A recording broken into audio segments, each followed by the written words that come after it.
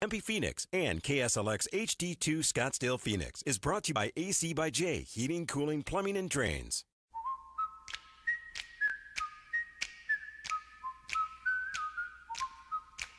Coming right up, another fun Varsity Sports Show.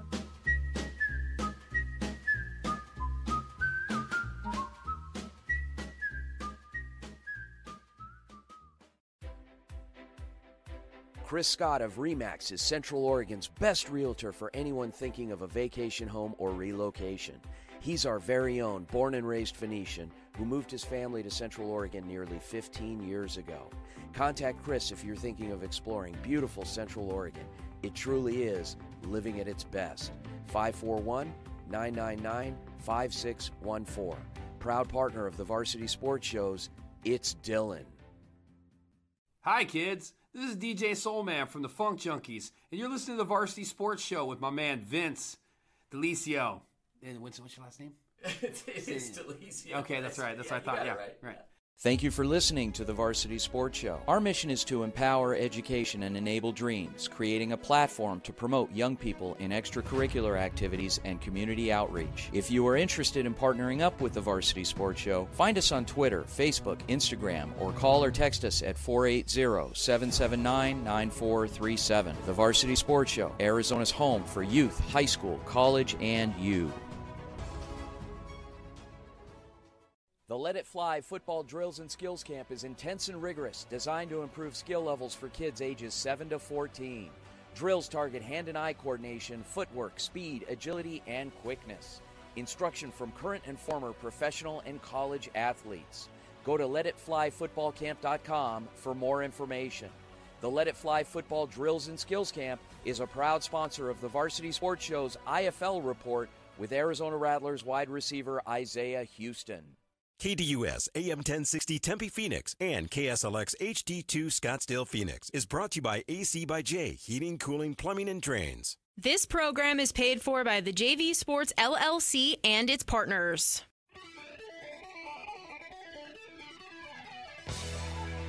You're listening to the Varsity Sports Show, home of Arizona's youth, high school, college sports, and you, empowering education and enabling dreams, right here on KDUS AM 1060 in Arizona.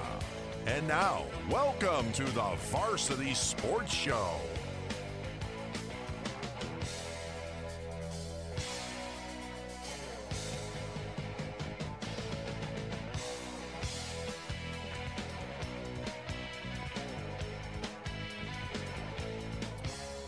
Good morning, ladies and gentlemen. Welcome to the Varsity Sports Show here at AM 1060 KDUS, Arizona.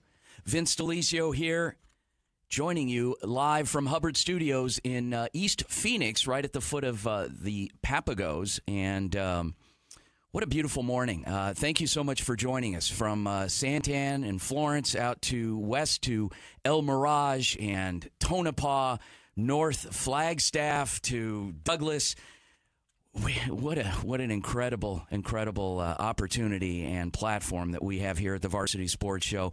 Thank you again, and we appreciate it. We don't take this opportunity lightly, and joined in studio today by one of our broadcast team members, Mr. Connor Bonfilio. Connor, how are you, sir? Doing wonderful, Vince. How are you? I'm great. We're going to get to talking to you a little bit and finding out what you've been up to. And, of course, Connor is one of our amazing broadcast staff and lead basketball analyst. So we're going to get some insight from Connor and some projects he's been working on and find out a little bit more about what he's been doing lately. So, folks, it's like I said, it's a beautiful morning here in the Metro Phoenix area. Those of you listening out of state, I know you guys are jealous where we are, and I'm sure it's beautiful where you are as well, but I can't imagine living anywhere else. So today's show, wonderful show today. I am really excited to present all that we have to present to you today. It's aside from working with this amazing guy in studio here, Connor, and our producer behind the glass, best in the business, Aaron Decker. We've got a lot of things going on today. Let's go through some of the amazing things we have. So we're going to be joined by our local fitness guru for Weekly Wellness, Mr. Tyler Mayer. We will have some things going on with Tyler. Tyler's going to talk to us about functional fitness today. We've got the SaberCat Baseball Report. Coach Joe Mickey, get a recap of the week for Saguaro Baseball. We have another edition of the Recruiting Spotlight going to be featuring a couple of young men today, Mr. Aguilar and Mr. Kyle Schumann. You guys can hear me flipping through my pages here. Kyle Schumann and our very own Nick Hogan will be presenting that, sponsored by My Recruits. And Coach Ryan Dyer, Desert Mountain Baseball, will be joining us as well. We'll have an interview presented by Sam Valenti, of the owner of Duke City, the arena football team. They suffered a loss last week to the Arizona Rattlers. Rattlers came out and really put on they rained points all game long. That's about the best way I could put it, but quite a game. We'll be joined by Isaiah Houston, and the Arizona Rattlers extraordinaire wide receiver, kick returner, punt returner, running back, does everything for them, and Isaiah's a great guy. Then we've got our It's Dylan report with my old friend Dylan Weinmiller, sponsored by Chris Scott Remax out in Bend, Oregon. You folks listening up in the Northwest, thank you so much. The Oregonians up there listening in. We will have a report from our very own Aviana Hoppus on Westwood Baseball, and an old teammate of mine who's the coach out there, J.R. Langston. I called him Justin back then, but J.R. Langston is the head baseball coach at Westwood. He actually was a pretty darn good linebacker out of Mesa High School years back, and played at Scottsdale Community College, one of my teammates out there, and then played a linebacker out at Arizona State, graduated after the 95 season. We'll be joined by Thomas DeCesaro, scholar athlete, multi-sport athlete from Saguaro High School, the SaberCats. He's a pretty darn good pitcher, and arguably the best free safety in Arizona this season for the Open Division champions. We've got another couple of features from our amazing staff going on that we'll talk about as the morning goes on.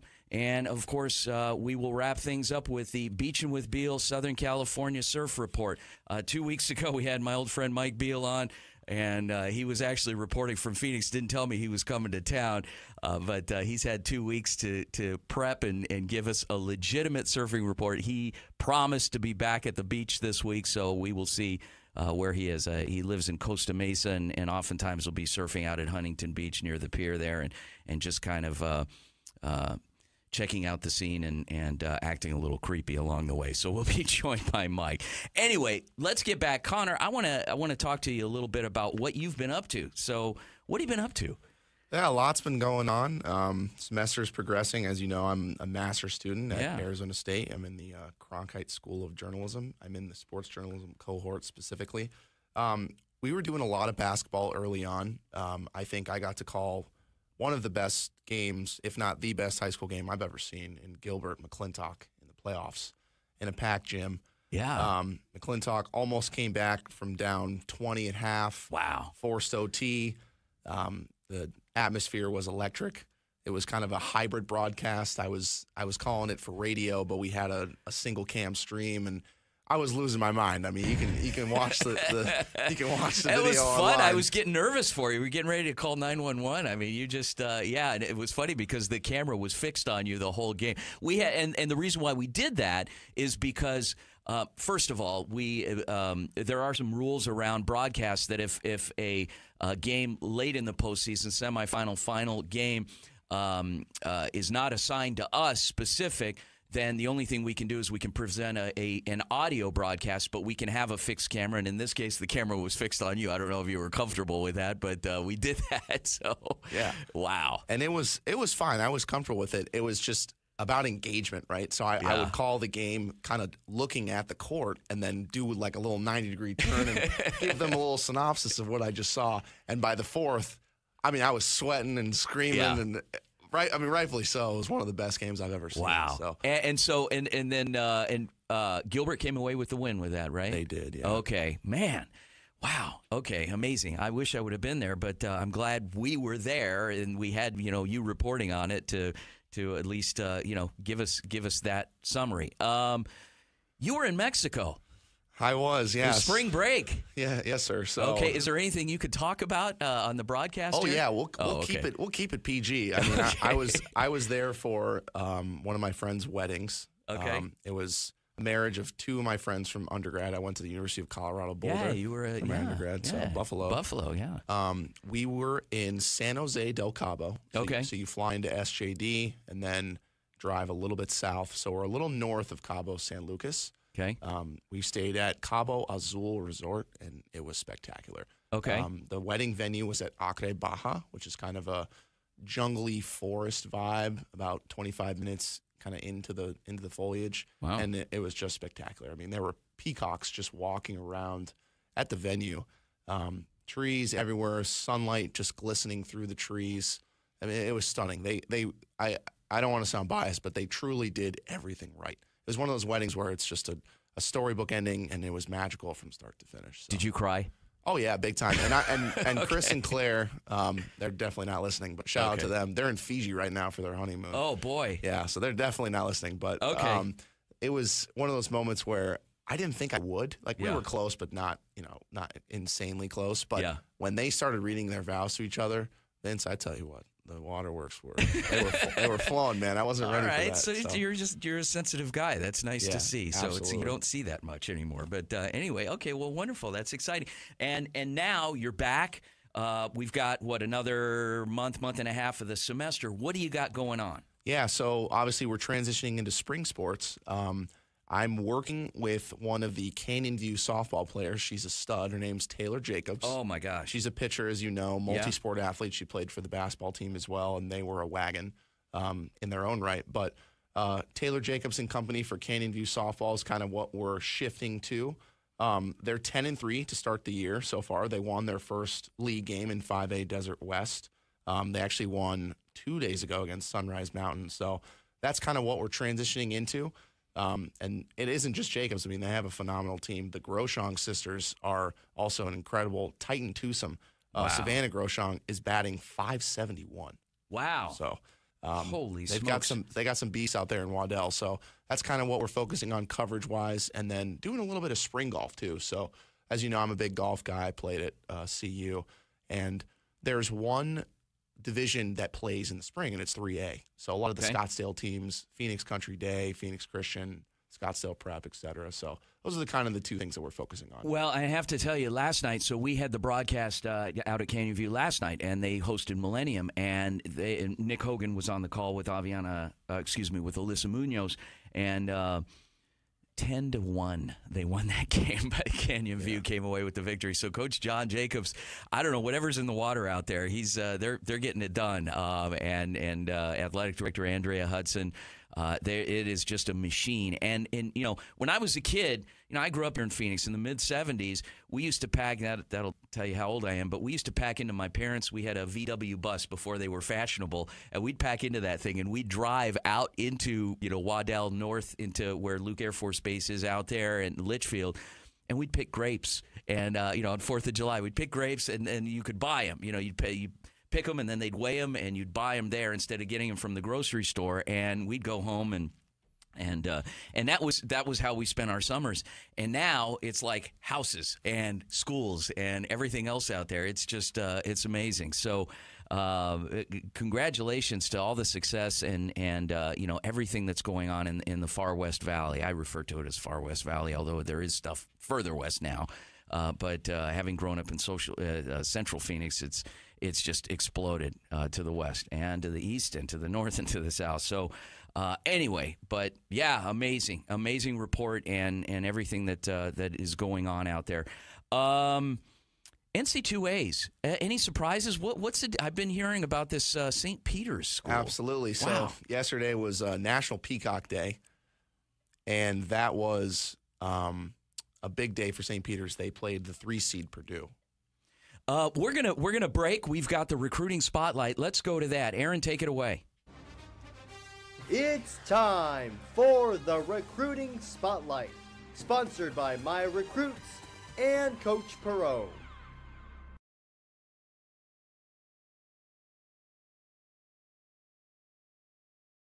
Hello everybody, my name is Nick Hogan, and today we are featuring another athlete. This time it's Christian Aguilar out of Mountain Ridge High School. He's going to graduate with the class of 2023, so not this spring, but the next one. He plays outside linebacker, stands at 6 foot 1.5 inches tall, weighs in at 200 pounds, and he is coming off a pretty fantastic season where he racked up 30 tackles for loss, and that really put a lot of eyeballs on Aguilar's tape. He's currently being looked at by U of A and Arizona State. So those are two schools where, if you're familiar with the Arizona area, those are the two biggest schools by far in this part of the country. So that's a fantastic place for him to be at while he still has a whole another year of high school eligibility. So really those offers can only go up from there.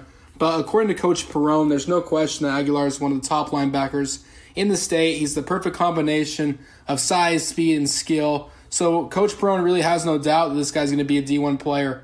And he also really wanted to note how physical he is. When he makes a tackle, he really makes sure you know it's him. And when you watch the film, you really can tell where he is at all times through that physicality he plays with.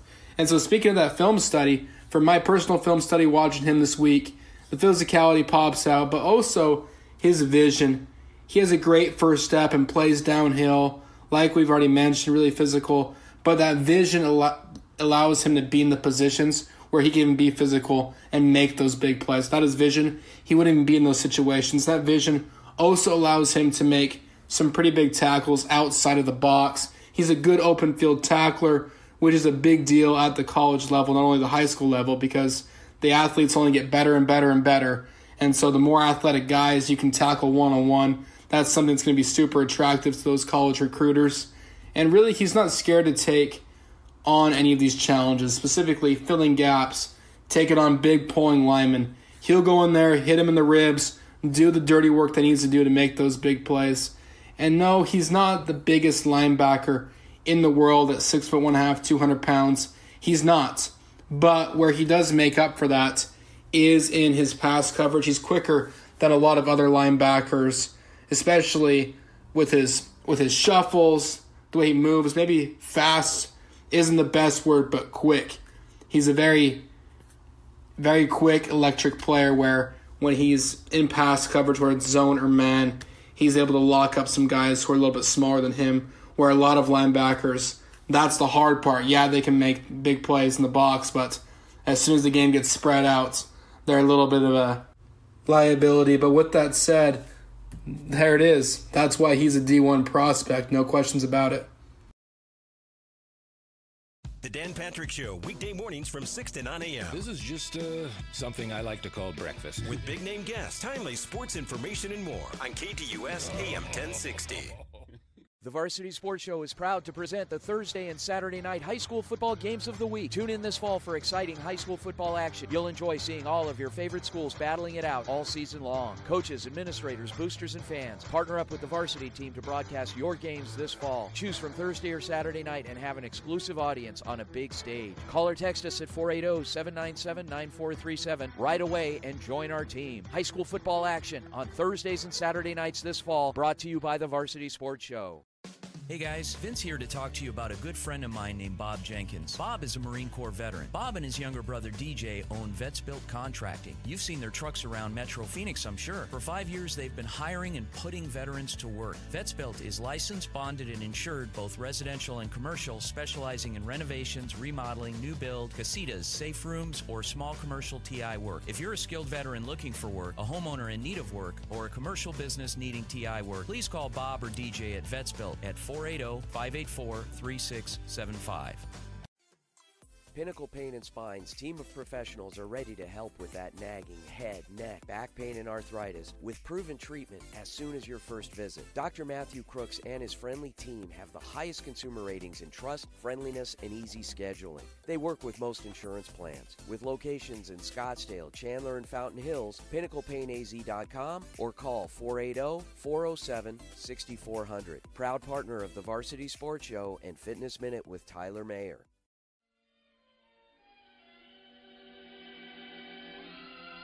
My name is Sherry Miller, and I am calling because I watch your broadcast of Canyon View every Friday night because my grandson in Arizona plays for them. And I just want to tell you how impressed I am by the young man who does the, I guess you would call it play-by-play. He's very excited. He's very cute. And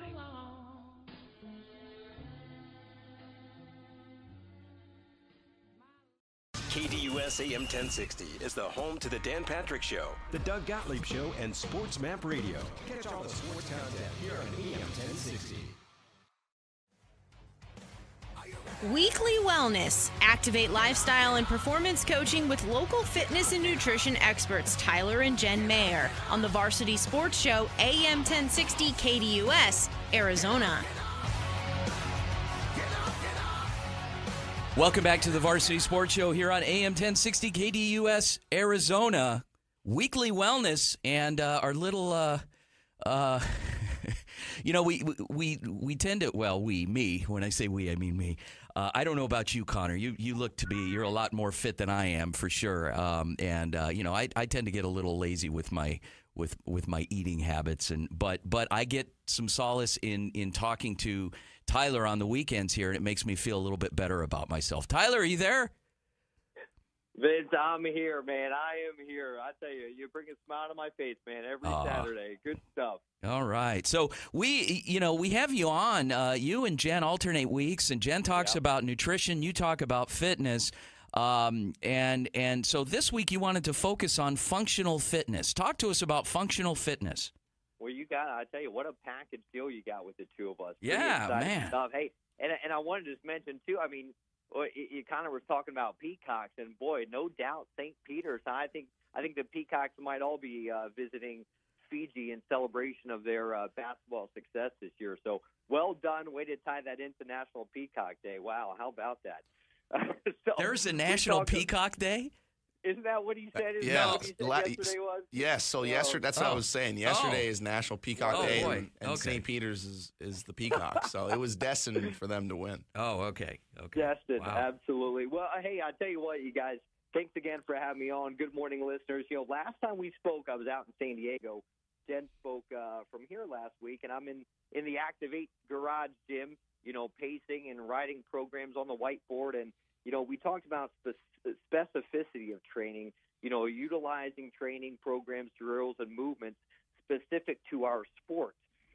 Jen spoke about specific nutrition things. Vince, we talked about that Brazilian nut to help reduce cholesterol levels. Today, we want to look and talk about functionality and how we can mimic movements of everyday life. We call those the ADLs, activities of daily living. So one thing with functional fitness, it's all about the synergistic movement pattern and prepare our body for daily tasks. The movements we do at home, the movements we do around the office, and of course can relate to any sport specific as well.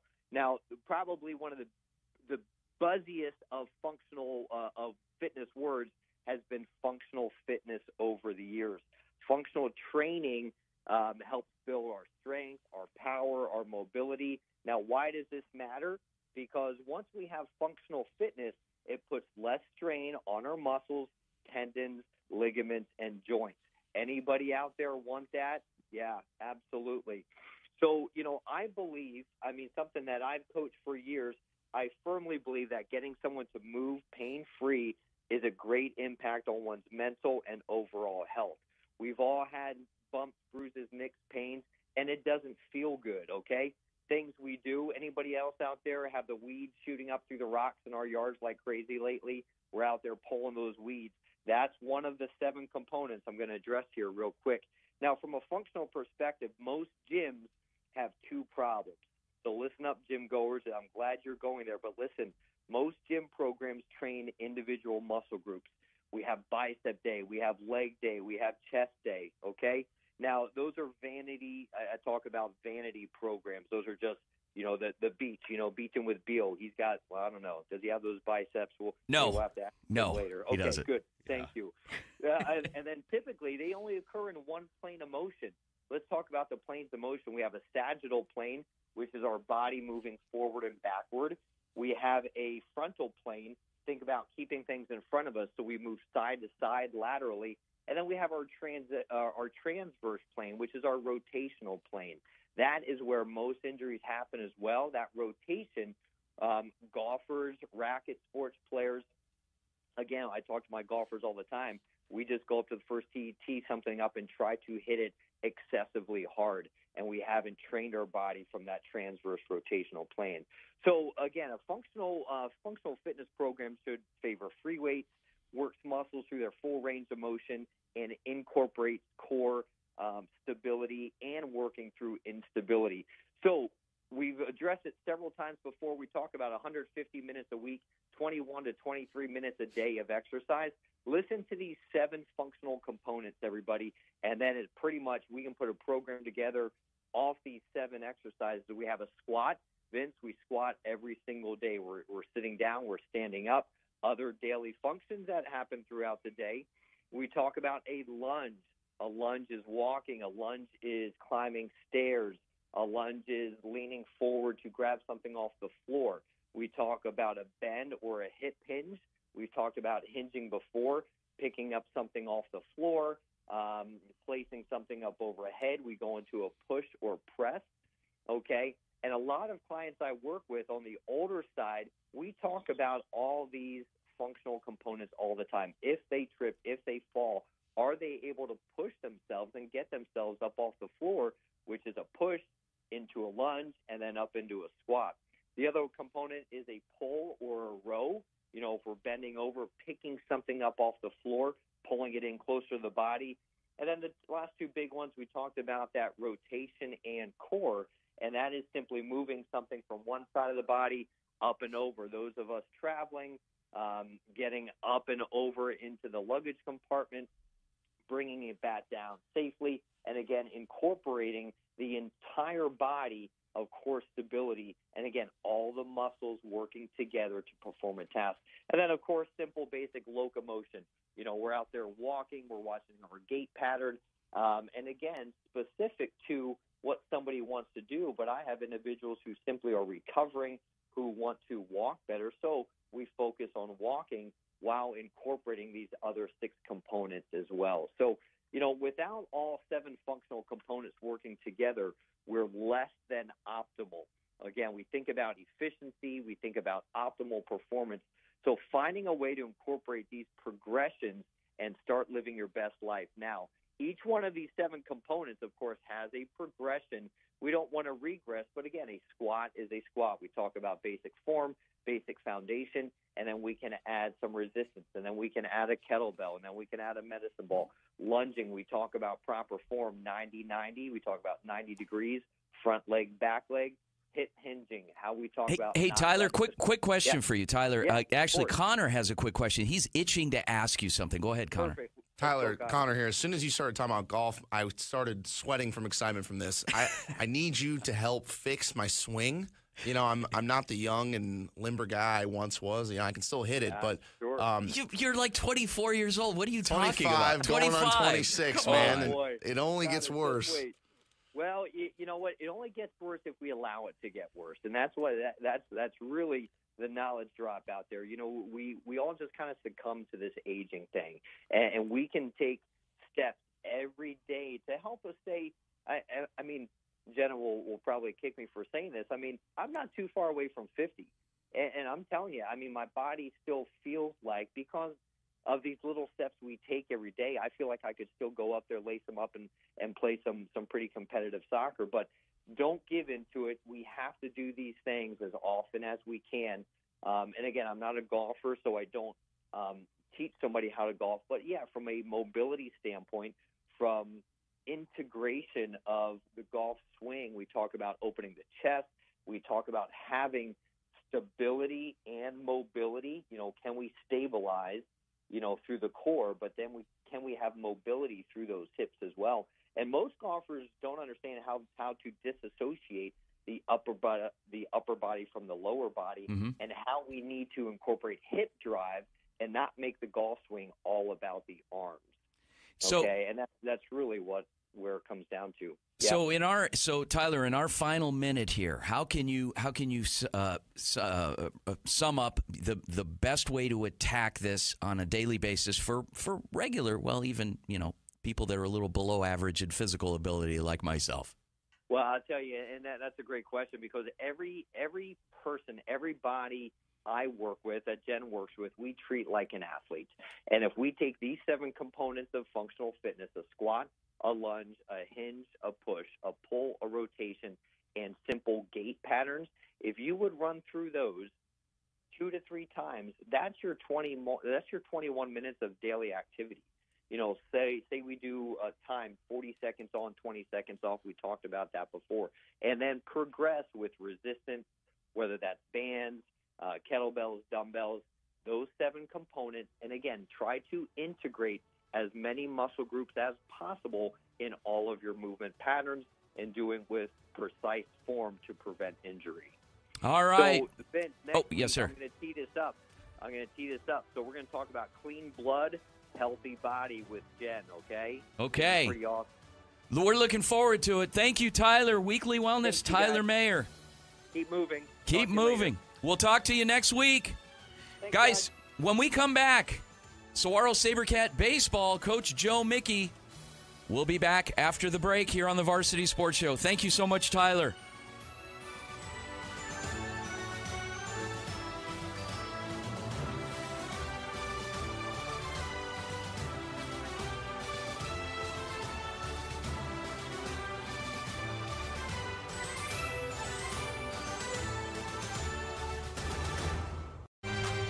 Catch the Doug Gottlieb Show weekdays from 1 to 3 p.m. right here on KDUS AM 1060 and online at KDUS1060.com. Are you unable to do the things you love? Do you know your daily habits could be better to enhance your quality of life? Are you suffering with chronic pain or chronic illness and can't find the right solution that works for you? Fix Body Group was created so you have a team of professionals to help you achieve your health goals and get you back to doing what you love again. In Scottsdale, go to fixbodygroup.com or call 480-795-5329. Fix Body Group, proud partners of the Varsity Sports Show and Fitness Minute with Tyler Mayer. Training Better Athletes was founded by renowned football coach Ron Sowers with the philosophy of training well-rounded young people in mind and body. TBA is the go-to for middle schoolers through the pros. Coach Sowers has worked with all sports but specializes in football offensive and defensive line skills training. Whether it's one-on-one or group training, reach out to Coach Sowers at trainingbetterAthletes.com or call him at 602-435-9064. You can't cheat the grind. The Varsity Sports Show is proud to partner with SaberCat Athletics. That's right, the Scottsdale Saguaro SaberCats are on the Varsity Sports Show. Join the varsity team as we cover the Cats during the SaberCat Report on Saturday morning's Varsity Sports Show on AM 1060 KDUS Arizona, featuring players, coaches, and commentary. Look out for live stream coverage of Saguaro SaberCat sporting events by going to YouTube and searching for Varsity Sports Show, then click that subscribe button to stay up to date. The Saguaro SaberCats are here. Interact with Bob Kim's poll question on KDUS1060.com. That's KDUS1060.com. And while you're there, check out Bob Kent's bottom line at KDUS1060.com.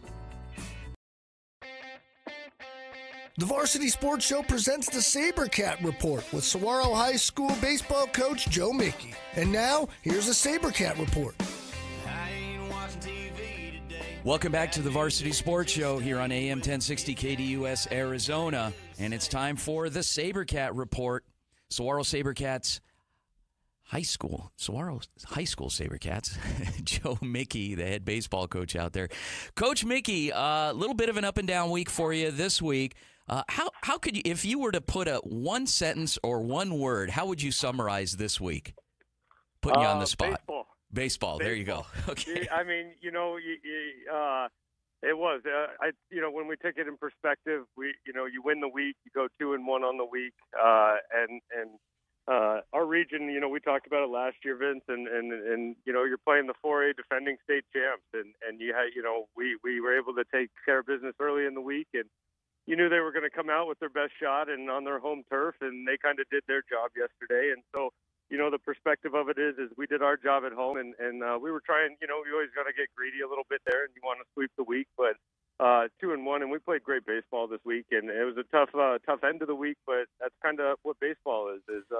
You know, nobody ever goes undefeated in this thing, you know, so you have to kind of keep it in perspective that they had a better day at the plate than we did, and that's what we get back to work today, trying to get better for the next week ahead. Now, I know that that in any sport, there's a lot of preparation that goes into, you know, getting ready for that game. A lot of prep time, film study, whatnot. My father-in-law, who coached many, many years, coached baseball, coached basketball for many years, he used to tell me that baseball was basically a game of two guys playing catch and a bunch of people watching all the way around. But I think there's more to it than that. He tried to break it down pretty easily. So you guys go out on Tuesday. It was you beat the defending state champs on your turf.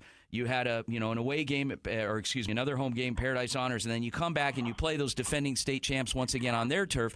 How do you think they prepped for yesterday's game? What did they concentrate on in that preparation? I think that their at bats were really grinding at bats. The balls that they put in play yesterday were just finding holes. They're a good hitting team, and look, in the season, you know, I think it's a compliments to our pitching staff who's pitched really well. When they saw DeCesarel on Tuesday, we pretty much had them off balance a little bit, kind of working backwards. I think they were a little more prepared for what they were going to see on Friday in Caminiti, and they had some great at bats against them, and that's hats off to them. And you know, Jeff Holland does a great job over there, and that's why they're the defending state champs. Is they just have great ABs. We've known that. We see them so many times with our region play. But I thought that their at bats were just a little bit more on point at their place, and we had our chances early in that game. You know, we have a couple situations that the balls just didn't fall for us. We put great swings on. You know, even Miles Crutchley and Aiden Bronska put great swings on, and we just didn't get rewarded for them. In those situations, and when they had their opportunities, they had a couple balls fall, and next thing you know, we're down two, and instead of feeling like we were in the driver's seat. Coach Connor here, you struggled kind of in the beginning of the year, dropping 4 of your first 5, but you really bounced back 3 in a row in the month of March. You guys are going to see ALA Queen Creek, twice this coming week. What's it going to take to get it done against those guys? No, great perspective points right there, Connor. I tell you what, I think we just have to keep playing our good baseball. Our pitching defense has been outstanding this year, a lot farther along than we expected. And look, our strength of schedule is as hard as anybody's in the state, and I love that. And it prepares our guys for these types of runs. And you hope, if we're doing our job, we're growing through the process of not necessarily the outcome early. It's about just kind of feeling ourselves, finding our groove, and maturing. And so, we have to kind of keep our same philosophy as far as wanting to be aggressive and not take our foot off the gas, and know that we're doing things right. And you do just have those days where the ball just isn't going to go your way. But with ALA, we've got to keep throwing it well, keep the game simple. To Vince's point, it is that simple. Sometimes it is just playing catch and making the routine plays and getting yourself into the dugout so you can go swing it and try to put up a couple crooked numbers. So this coming week, Coach, you got a big week. You've got, 3 games coming up. So you kick it off Tuesday. You're hosting ALA Queen Creek, the Patriots. And then Wednesday, back at it out at Arcadia High School. And then Friday, you end the week once again back out at ALA Queen Creek. What can you give us in terms of a preview of each of those games? Yeah, I mean, ALA is starting to find their legs a little bit. They had a couple big wins against Marcos Deniza, and again, our region beats each other up pretty good. But I think, when we see ALA, I think, player for player, I think we're in a good spot against those guys if we can just honestly put some good at-bats together and string some at-bats together.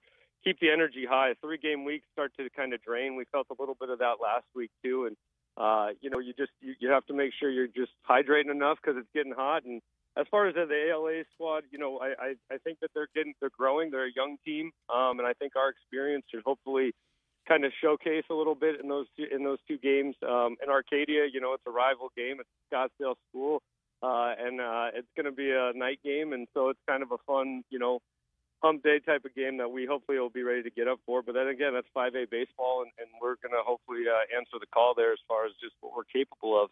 And our lineup has been swinging the bats really well as of late, and you saw that in Paradise Honors. And, even against Mesquite when we kind of were able to squeak one out late. And so, our approach in the box has been awesome. And I just hopefully the guys keep getting rewarded for it, because that keeps the buy-in high and keeps their belief going to what we're capable of.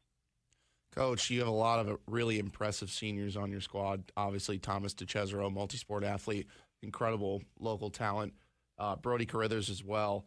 Miles Crutchley really carrying you through this season so far. How much is the senior leadership going to carry you throughout this season as we progress in baseball? Oh, I love it. I hope it carries us through the finish line.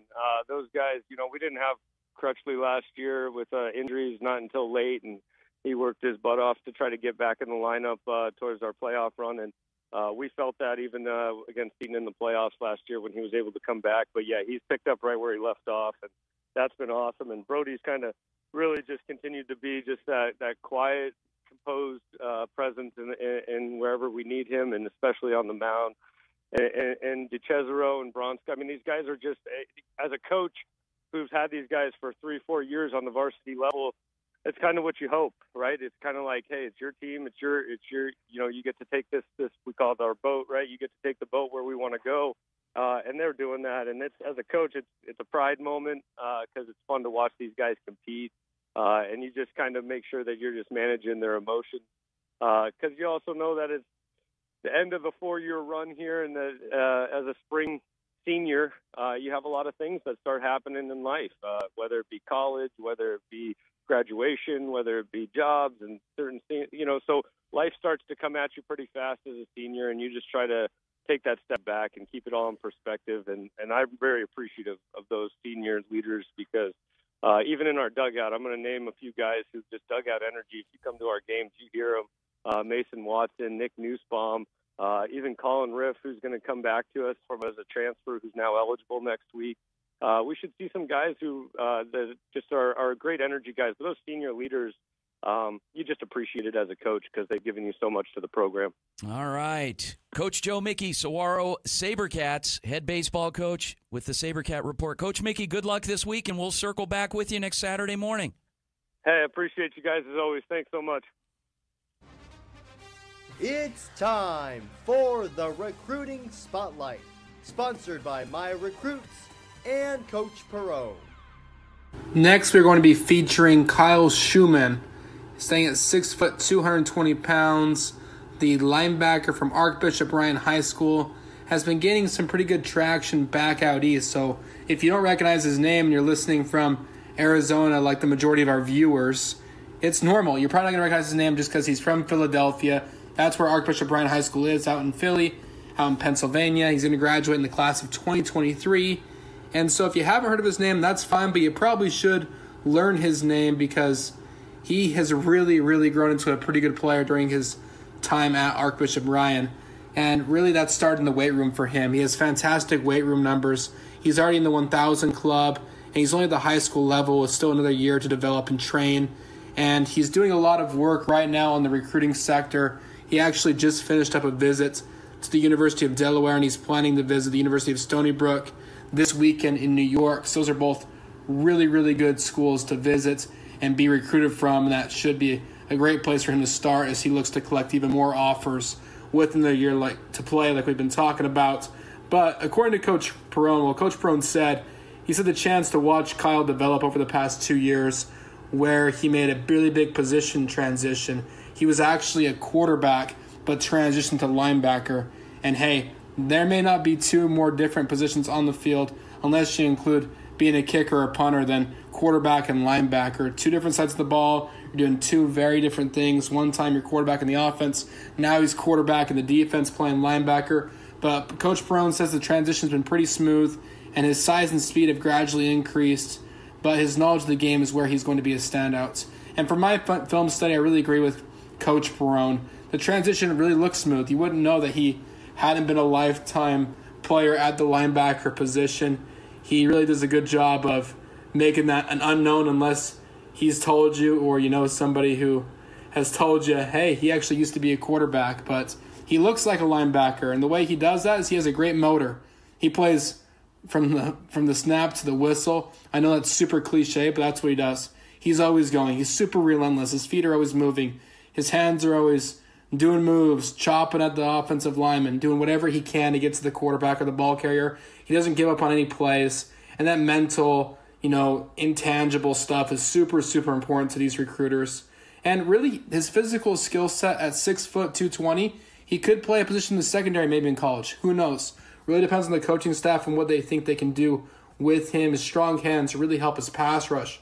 But overall, from a mental standpoint to an effort standpoint, it takes a lot to go from quarterback to linebacker. If he can do that, who says he can't play at the college level? Every Monday night, check out Ray Adams as he hosts the Monday Night Golf and Lifestyle Show from 6 to 7 p.m. here on KDUS AM 1060. Hello, this is Camelback High School head boys basketball coach Glenn Ellis, and you're listening to the Varsity Sports Show on KDUS AM 1060 Arizona. Pinnacle Pain and Spine's team of professionals are ready to help with that nagging head, neck, back pain, and arthritis with proven treatment as soon as your first visit. Dr. Matthew Crooks and his friendly team have the highest consumer ratings in trust, friendliness, and easy scheduling. They work with most insurance plans. With locations in Scottsdale, Chandler, and Fountain Hills, pinnaclepainaz.com or call 480-407-6400. Proud partner of the Varsity Sports Show and Fitness Minute with Tyler Mayer. Welcome to the Jaguar Nation. The Varsity Sports Show is proud to partner up with Canyon View High School in the West Valley to be the voice of Jaguar athletics. Tune in on Saturdays to hear the Jaguar Nation, featuring coaches, students, and staff between 9 and 10 a.m. on AM 1060 KDUS, and subscribe to the Varsity Sports Show YouTube channel to get free exclusive coverage of Canyon View sporting events. Welcome to the Jaguar Nation. Jack it up. The Varsity Sports Show is proud to partner with Desert Mountain Baseball this spring to bring you the defending 5A state champs. That's right, keep on the lookout for Wolves baseball live streams on the Varsity Sports Show YouTube channel. Just go to YouTube and search Varsity Sports Show, then click that subscribe button. We'll be covering Wolves varsity, JV, and freshman baseball this spring. Join Wolves coach Ryan Dyer as he breaks down games for us. Saturday mornings between 8 and 10 on AM 1060 KDUS Arizona. Catch the Sports Zone with Bob Kemp for local and national news, betting odds, and more. Weekdays from 9 to 11 a.m. on KDUS AM 1060 and KDUS1060.com. It's Desert Mountain Wolves baseball with Coach Ryan Dyer on the Varsity Sports Show, AM 1060, KDUS, Arizona.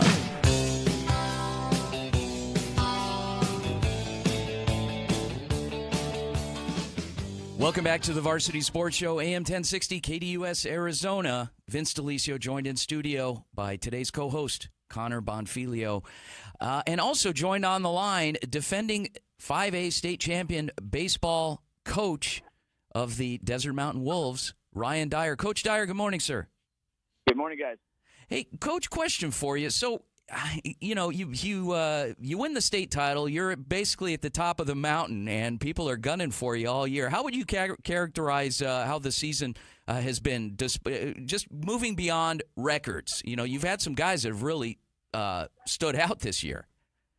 Absolutely. And I think you said it best, that every day we show up to the ballpark, everybody that we play has a little bit extra adrenaline ready to play us, and that's kind of how it's been this year. Teams show up to play. They're good teams. We've seen top-line pitchers every day we've stepped on the field, and I'm really proud of where my young team is right now as far as getting ready for the core of our season. Coach, Connor Bonfilio here. What's it like to have such a deep team? I mean, you have people contributing all over the field. Dylan Kratz, Adam Gorin stealing bases for you, Luke Mueller with 2 bombs, Quinn Robertson on the bump for you, 1.24 ERA.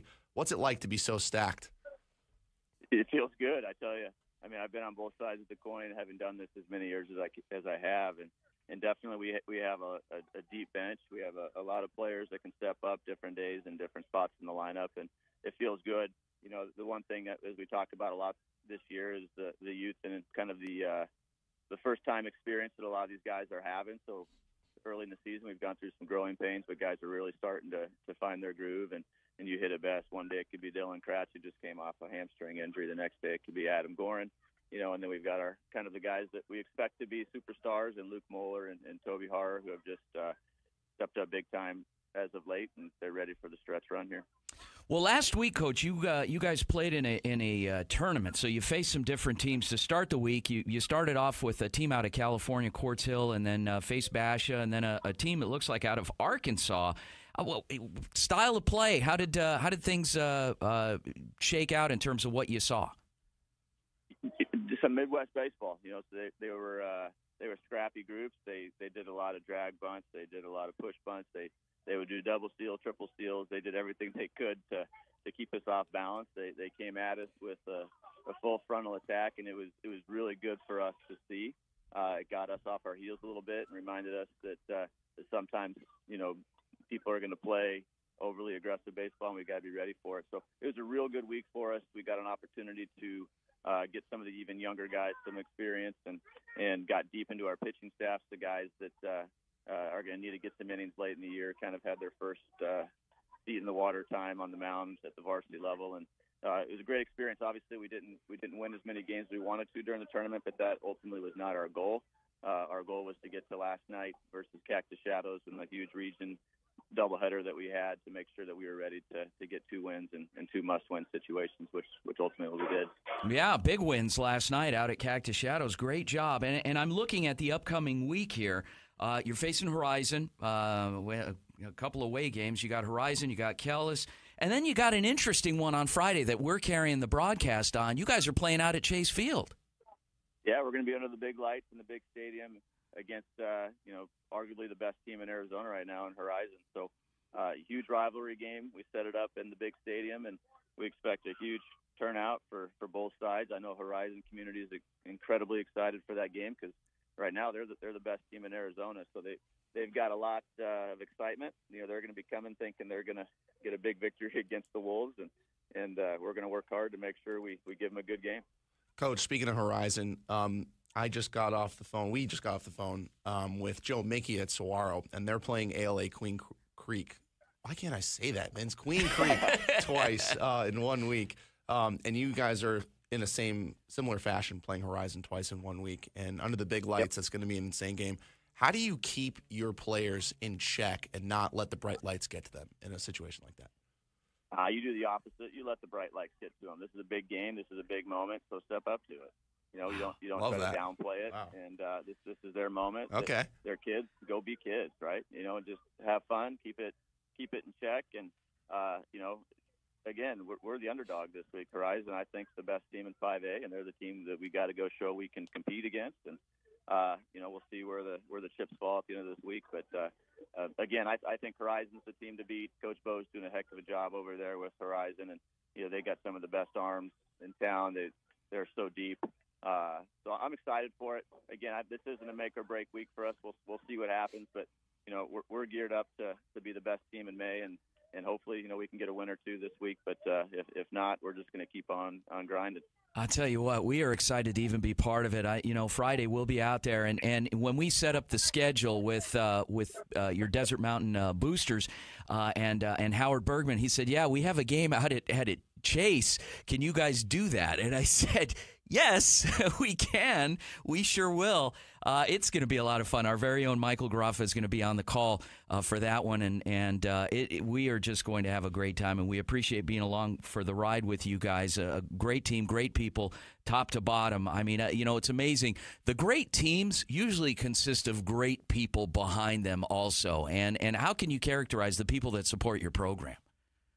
Oh, they're fantastic. We got some of the best parents in the communities of Arizona. You take they just work so hard for the kids and the best interest of everybody involved. And I feel very fortunate.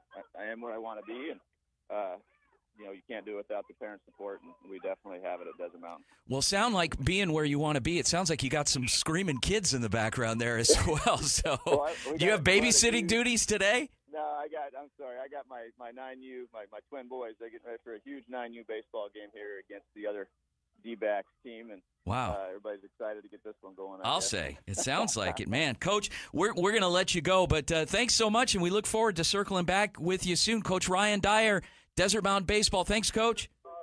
Appreciate it, guys. See you next week. Hi there, everyone. I'm Sam Valenti, Arizona Rattlers and Indoor Football League beat reporter for the Varsity Sports Show. I'm honored to be joined today by the owner of the Duke City Gladiators out of Albuquerque, New Mexico, Gina Prieskorn-Thomas. Gina, welcome to the show. Well, thank you for having me. I really appreciate it.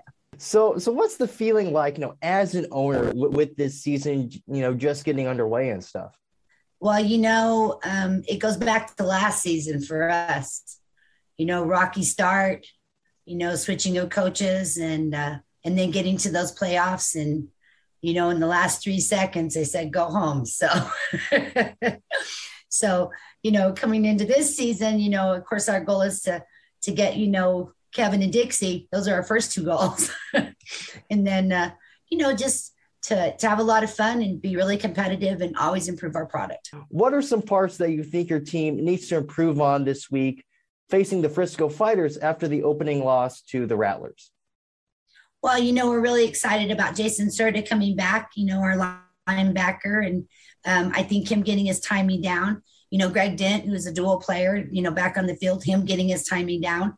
And so just, the few adjustments that need to be made to play the game. And then, of course, a lot of new faces out there. So it's hard to predict, what the play is going to be. So just adjusting to, basic timing and such. I think the guys, like I said, everybody, what I have learned is, no matter whether you're 1 year, a 2 year, or a 3 year, by the 4th game, everybody's a vet.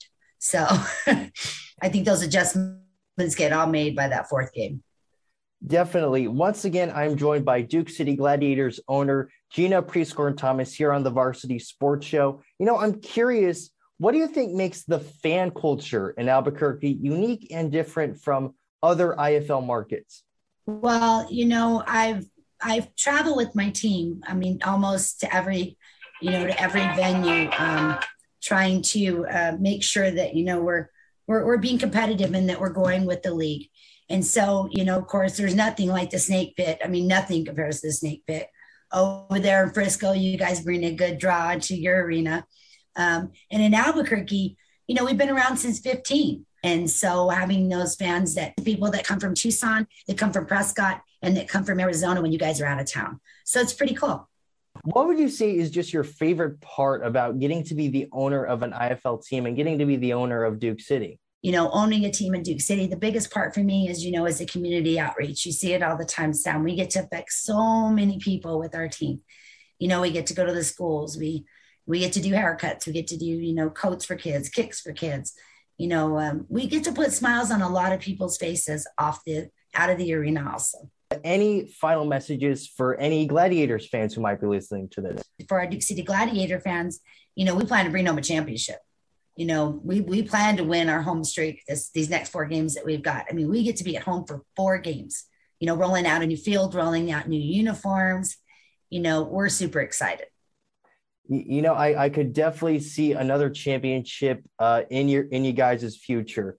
Gina, I gotta get past Kevin again, Sam. Okay, even if we end up in the damn playoffs, I gotta get past Kevin again. Okay, and KG ain't gonna let that happen lightly.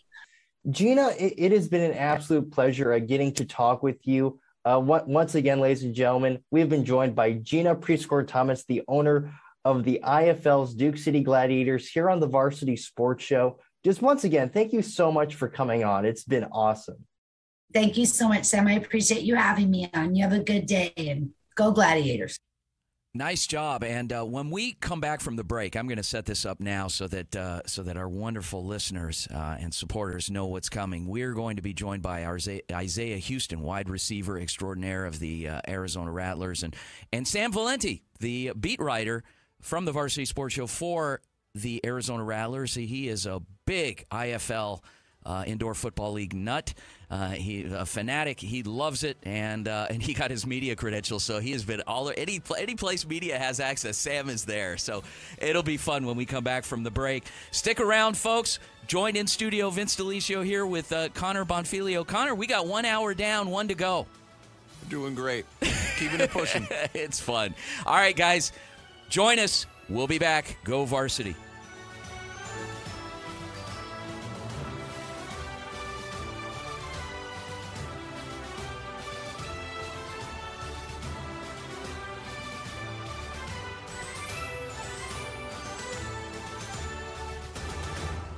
Thank you for listening to the Varsity Sports Show. Our mission is to empower education and enable dreams, creating a platform to promote young people in extracurricular activities and community outreach. If you are interested in partnering up with the Varsity Sports Show, find us on Twitter, Facebook, Instagram, or call or text us at 480-779-9437. The Varsity Sports Show, Arizona's home for youth, high school, college, and you.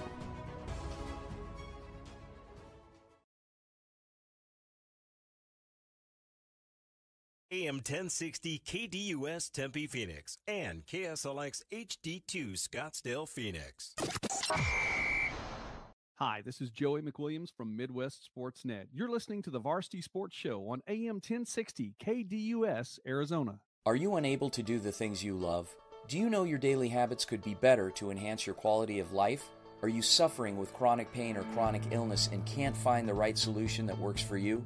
Fix Body Group was created so you have a team of professionals to help you achieve your health goals and get you back to doing what you love again. In Scottsdale, go to fixbodygroup.com or call 480-795-5329. Fix Body Group, proud partners of the Varsity Sports Show and Fitness Minute with Tyler Mayer. The Let It Fly Football Drills and Skills Camp is intense and rigorous, designed to improve skill levels for kids ages 7 to 14. Drills target hand and eye coordination, footwork, speed, agility, and quickness. Instruction from current and former professional and college athletes. Go to LetItFlyFootballCamp.com for more information. The Let It Fly Football Drills and Skills Camp is a proud sponsor of the Varsity Sports Show's IFL Report with Arizona Rattlers wide receiver Isaiah Houston. KDUS AM 1060 Tempe Phoenix and KSLX HD2 Scottsdale Phoenix is brought to you by AC by J, Heating, Cooling, Plumbing, and Drains. This program is paid for by the JV Sports LLC and its partners.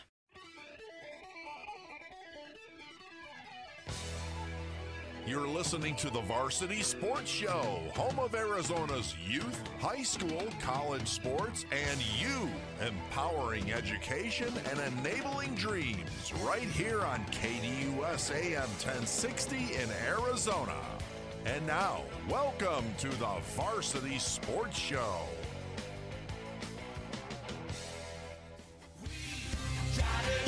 It's time for Inside the Huddle with Arizona Rattlers wide receiver Isaiah Houston on the Varsity Sports Show, AM 1060, KDUS, Arizona.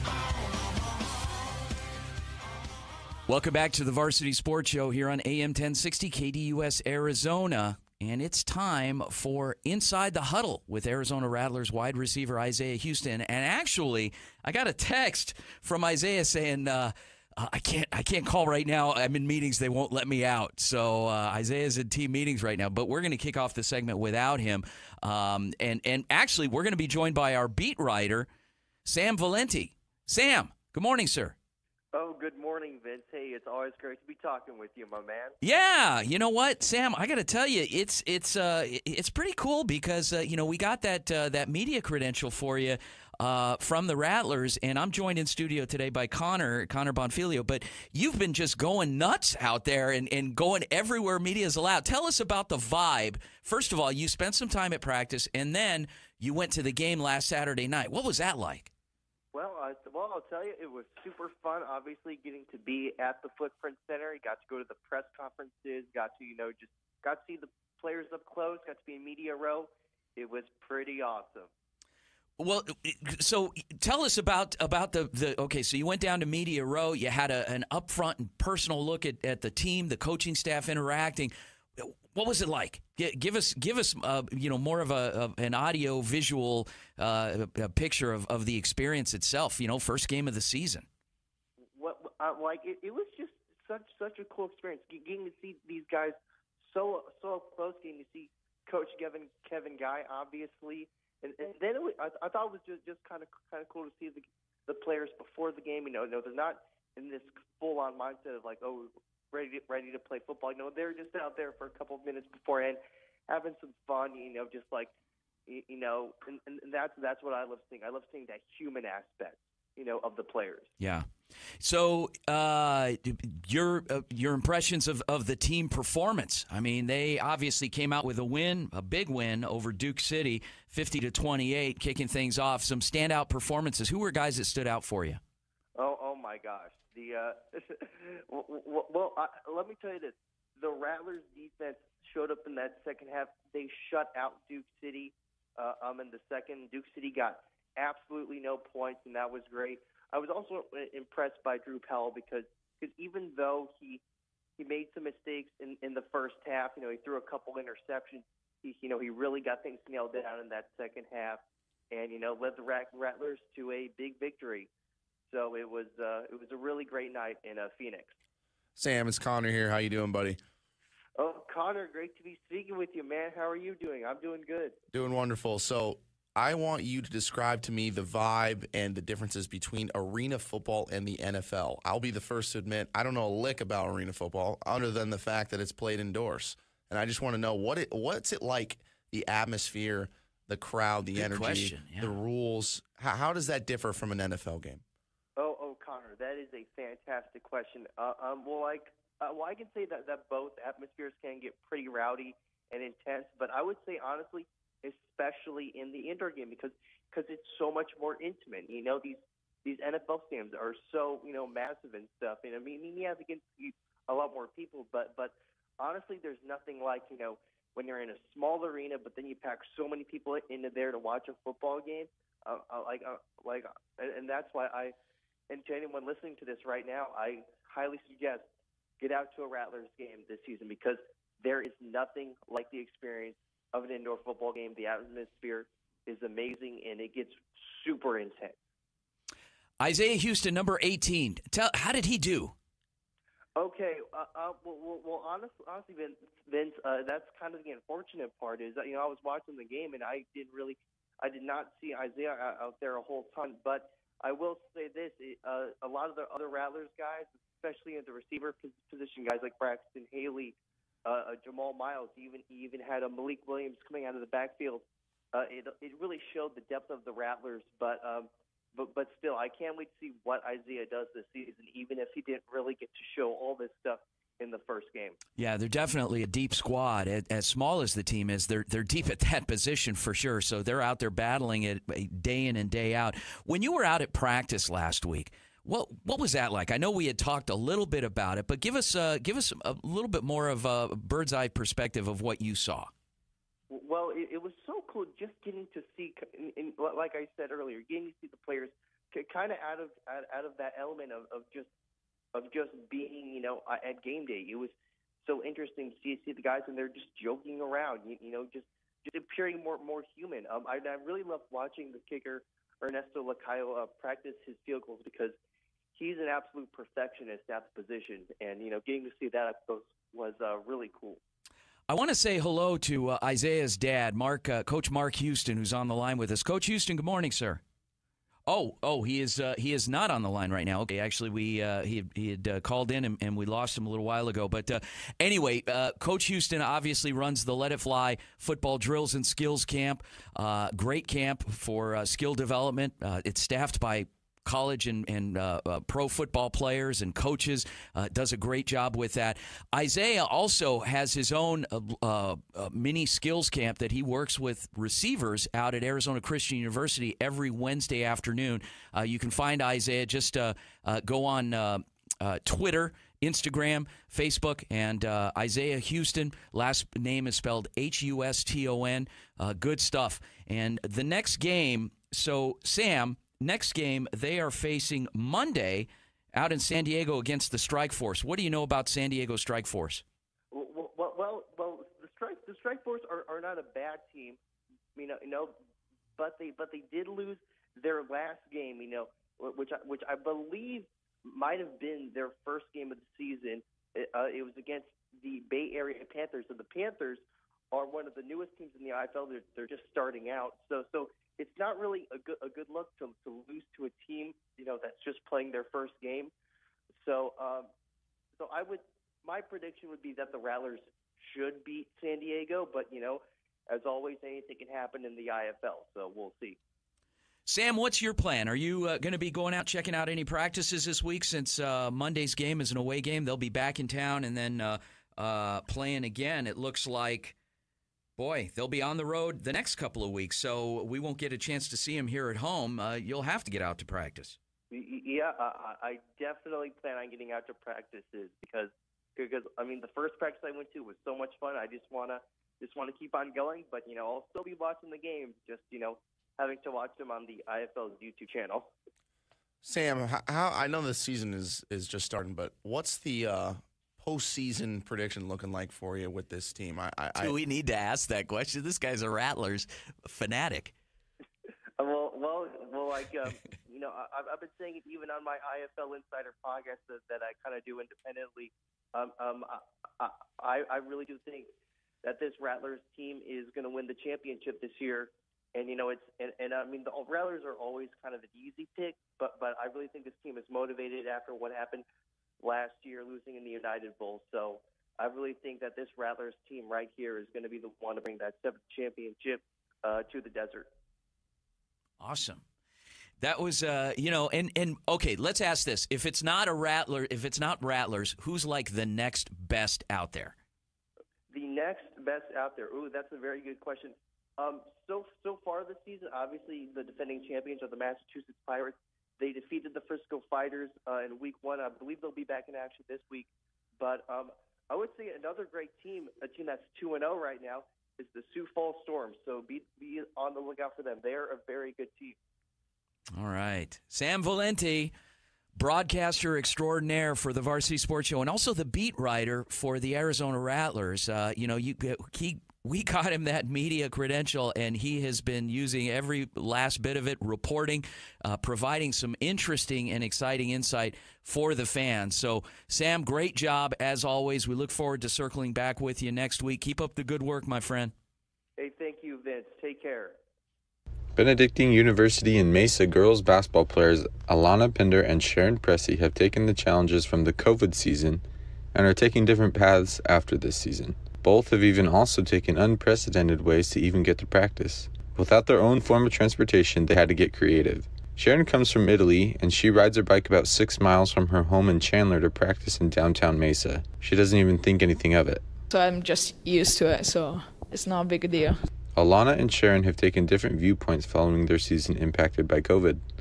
I just feel like move on to another chapter in my life, ready to start life, really. Alana is ready to return home to Miami where her family is. She is hoping to help people by looking into becoming an EMT and following after her family members. Well, most people in my family come from a line of healthcare and stuff like that, so I don't know, just being interested in helping people. And Sharon's plans are more up in the air. She came to the United States to pursue an education in criminal justice and is waiting to see if she will get an internship with Interpol next summer. I always wanted to study criminal justice, and in Italy there is not really like a degree for that, and here I had the opportunity to study what I wanted to study. Next year I'm going to apply and see if I get it, because if I apply right now it's going to be for this summer. The internship is between 6 months and 11 months, and I couldn't get back here. Two very different reactions to their time here in Arizona. But that's what college has allowed these athletes to do, is pursue their dreams and put them ahead in ways other students might not be able to. In Mesa, with the Varsity Sports Show, I'm Nick Hall. All right, so I probably should have set that one up. So Nick Hall is one of our technical directors, broadcasters, covers Northern Arizona, as well as some of the NAIA here in the Valley. And Benedictine University had a really nice report on women's basketball out there. So Nick, great job. Thank you for submitting that content and to point a little spotlight on Ben U out in Mesa. So great little school out there. That's athletic program is really making a splash. Connor, man, we are, you know what? We're flying right through today. We're already, 2/3 of the way through the show. When we come back from the break, we're going to be joined by my old friend Dylan Weinmiller for It's Dylan. It's a weekly segment. You know, we do everything here. We're willing to try anything. And this little segment here actually was born out of me and a friend from the neighborhood years back, we trash talk constantly. There's a few guys that I trash talk with, but Dylan in particular, and a friend of ours that's a realtor up in Oregon, Chris Scott out at Remax, called us up and said, I want to sponsor a segment of you guys just trash talking each other. So Dylan will tell you that he's a victim. He's not a victim. He's like 6'3", 395 pounds, and just the ugliest man you've ever met. But he's not he's not a victim. But we'll hear from Dylan when we come back from the break. Not that there's anything wrong with that, being that size and having an appearance where you can't really go out in public. Anyway. Vincent Connor will be back with It's Dylan right after the break.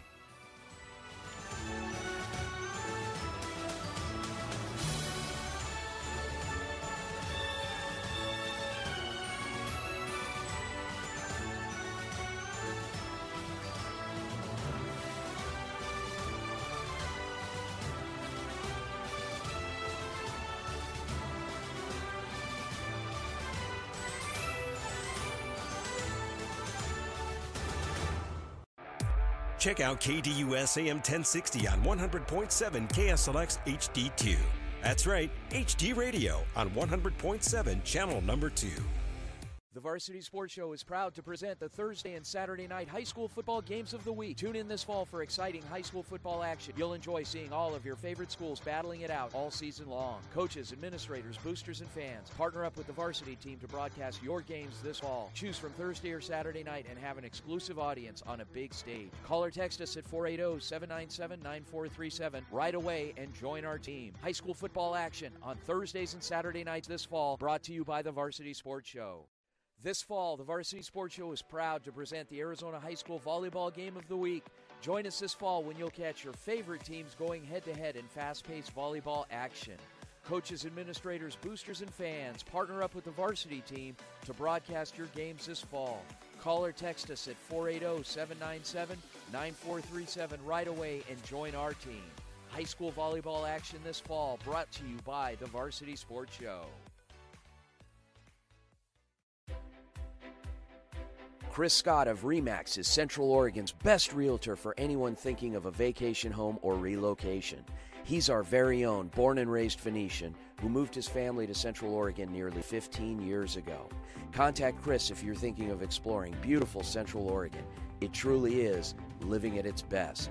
541-999-5614. Proud partner of the Varsity Sports Shows, It's Dylan.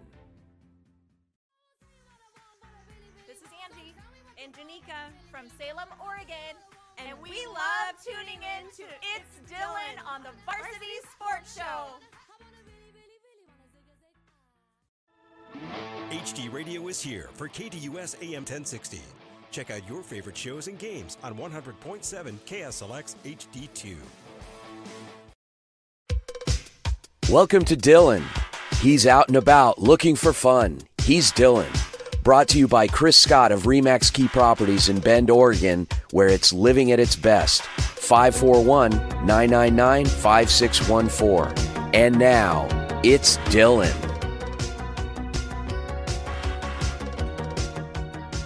Welcome back to the Varsity Sports Show here on AM 1060 KDUS Arizona, and broadcast all over the world on our live stream link as well. Joined on the line by our good friend, acquaintance, Dylan Weinmiller. Dylan! Yay, good morning. Did you like my setup at the end of the last segment? Did you happen to hear it? Yeah, but I did not, actually. Oh, okay. But I couldn't stop thinking about being 6'3", 395, and just imagining what my combine scores would have been. Yeah, except it was no muscle. We're sitting on the chair here. But no muscle. No muscle. Oh, that's the man, thing, and a lot of and just no neck and no muscle. So anyway, you keep bullying me like this. You're gonna end up having protesters outside the studio, maybe 2 or 3 of them. Yeah. If I can fly them down from Oregon. Yeah. So we started. We put this segment together. Actually, when I say we, I mean I. I put this segment together. Tried to come up with some ideas. You were absolutely no help in this process, so I had to get creative and come up with something to try and make you look good. For literally, it's a challenge, literally and figuratively, to try to make you look good. Certain things that you just can't improve upon, but what's that old saying? Putting lipstick on a pig. Yeah. Anyway, so Dylan, we came up with this segment. You were going to talk about things going on in the community. You love to travel. You love to be out there, out and about. You love animals. You have dogs, cats. They're part of your family, and you love food. Obviously. So what's going on today? Today, let's see. Well, this morning we got up early like we normally do on a Saturday. Yeah, Loki wakes me what up is that, bright like and early. 10 o'clock? Yeah. What's considered early?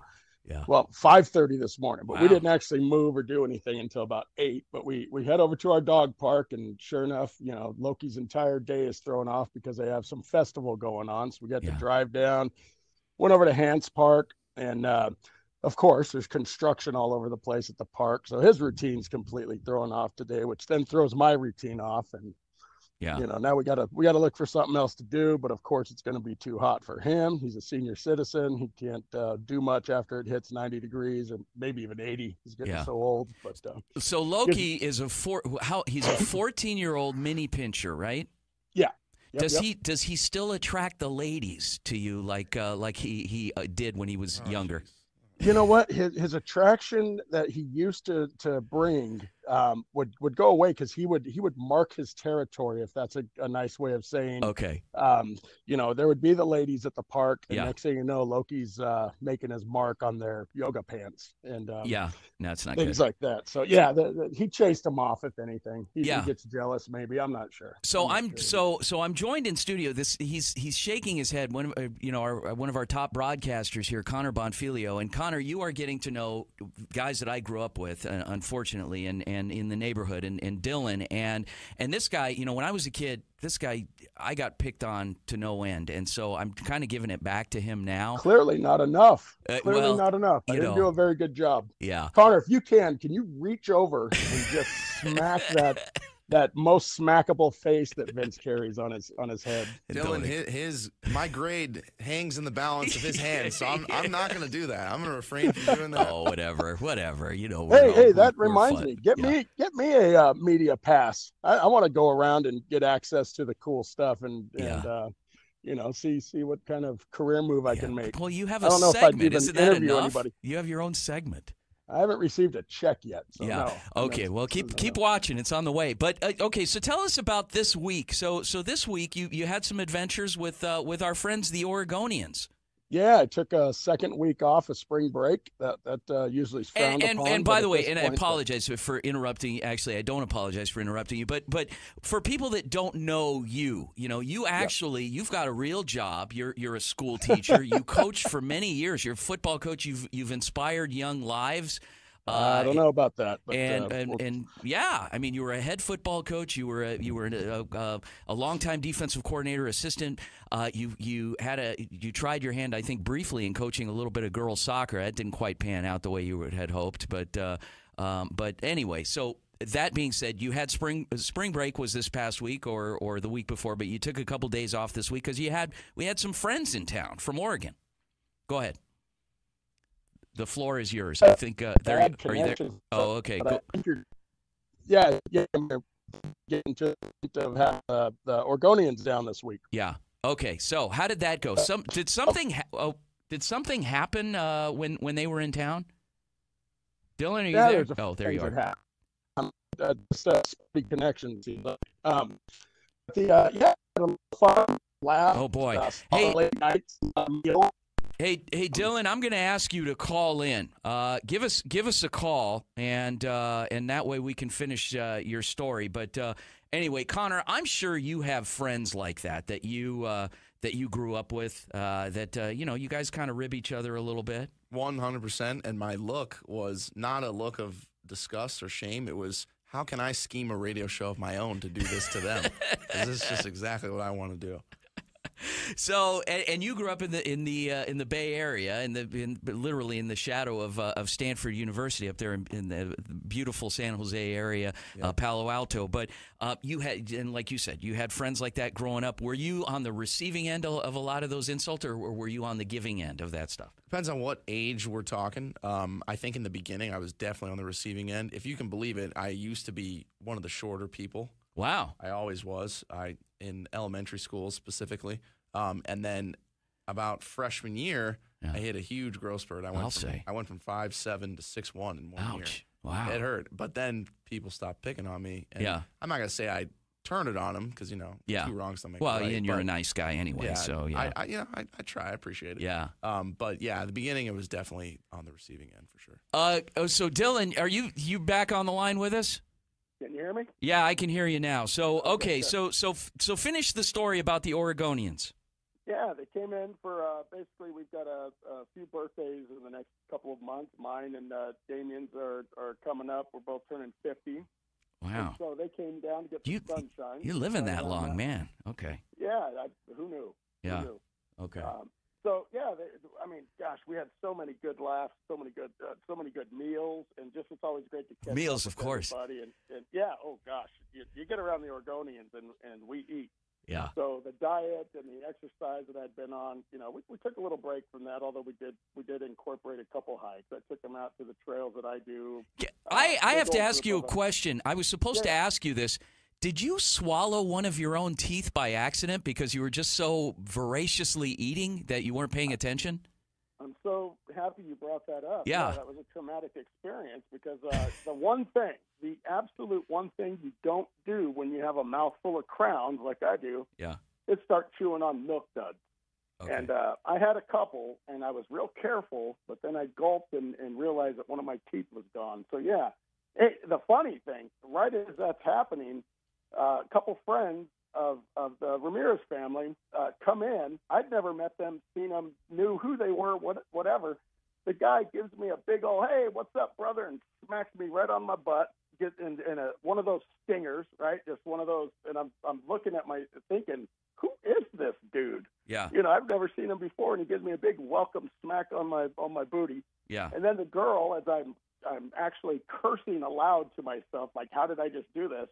She did not know I ate a milk dud, but because teeth come out when you eat milk duds, she says, stay off the milk duds. She had no clue, but that was her advice to me. And stay off the milk duds. Yeah, that's good advice for you. So it turns out these two were local celebrities, right? They're, I don't know who they are because I don't watch a lot of TV and whatnot, and I definitely don't watch the news, me. But, and it turns out they're pretty much big time here in the local community and whatnot. Yeah, like so myself. It was just fun, man. It was just so much fun. So, all right, having them in town and getting to see them and getting to just kind of share and talk and do all that kind of stuff. It's just always a blast. I can't wait to get up there this summer, beat the heat a little bit, and get to make the rounds and have a lot of fun on the water and just some adventures, being the dog. Know.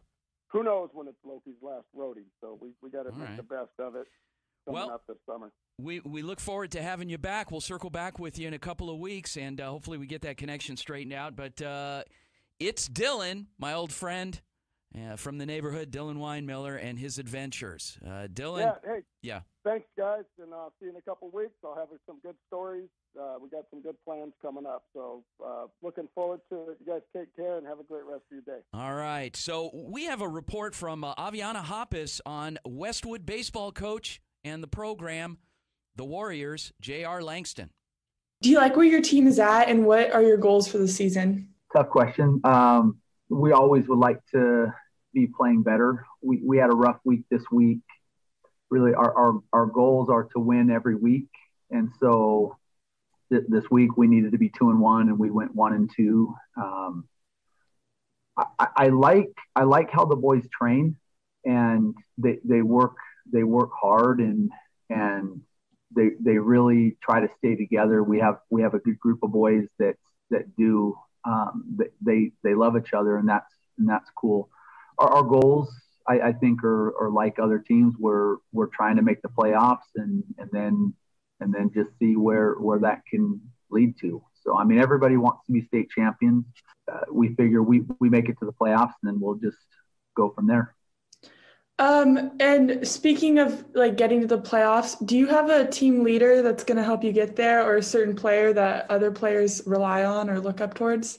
You know, we have a group of every year we have just kind of a leadership council, seniors that really, they're not really captains, but they're just kind of our senior leaders. And so Manny Morales, Nick Cortez, Evan Vandervalk, Gavin Laterno, that's kind of our leadership group. And so they do a really good job of trying to hold each other accountable and really just leading us and just doing a good job communicating and all those different things that we need. And so this off season, we worked we read a book together, The Power of a Positive Team, and they're using some of those principles just to help lead and guide us along.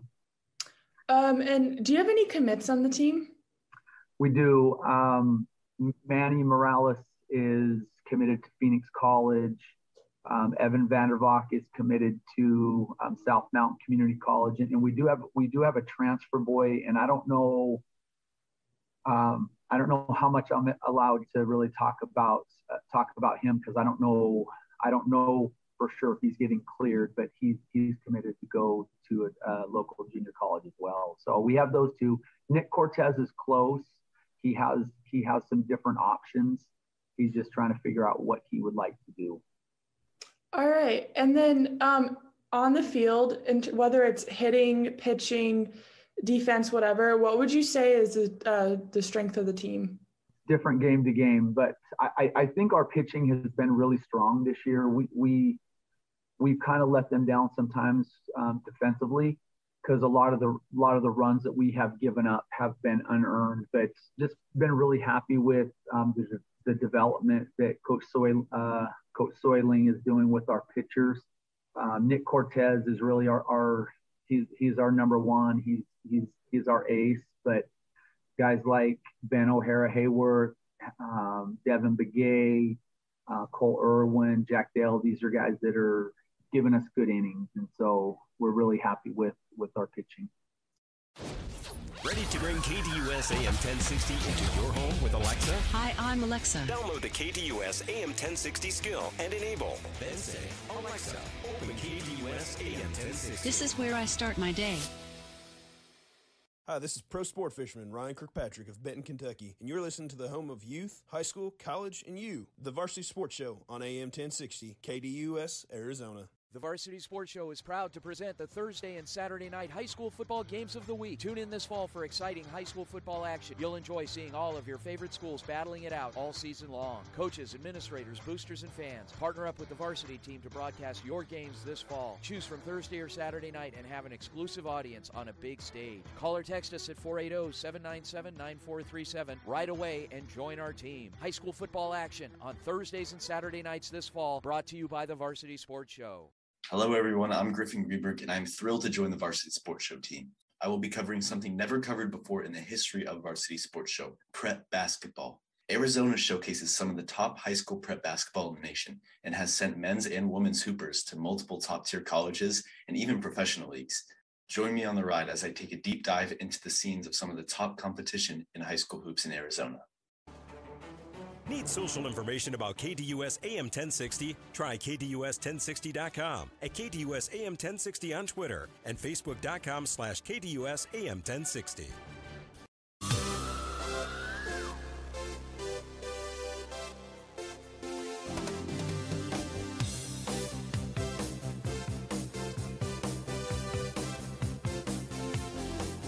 Welcome back to the Varsity Sports Show, AM 1060, KDUS, Arizona.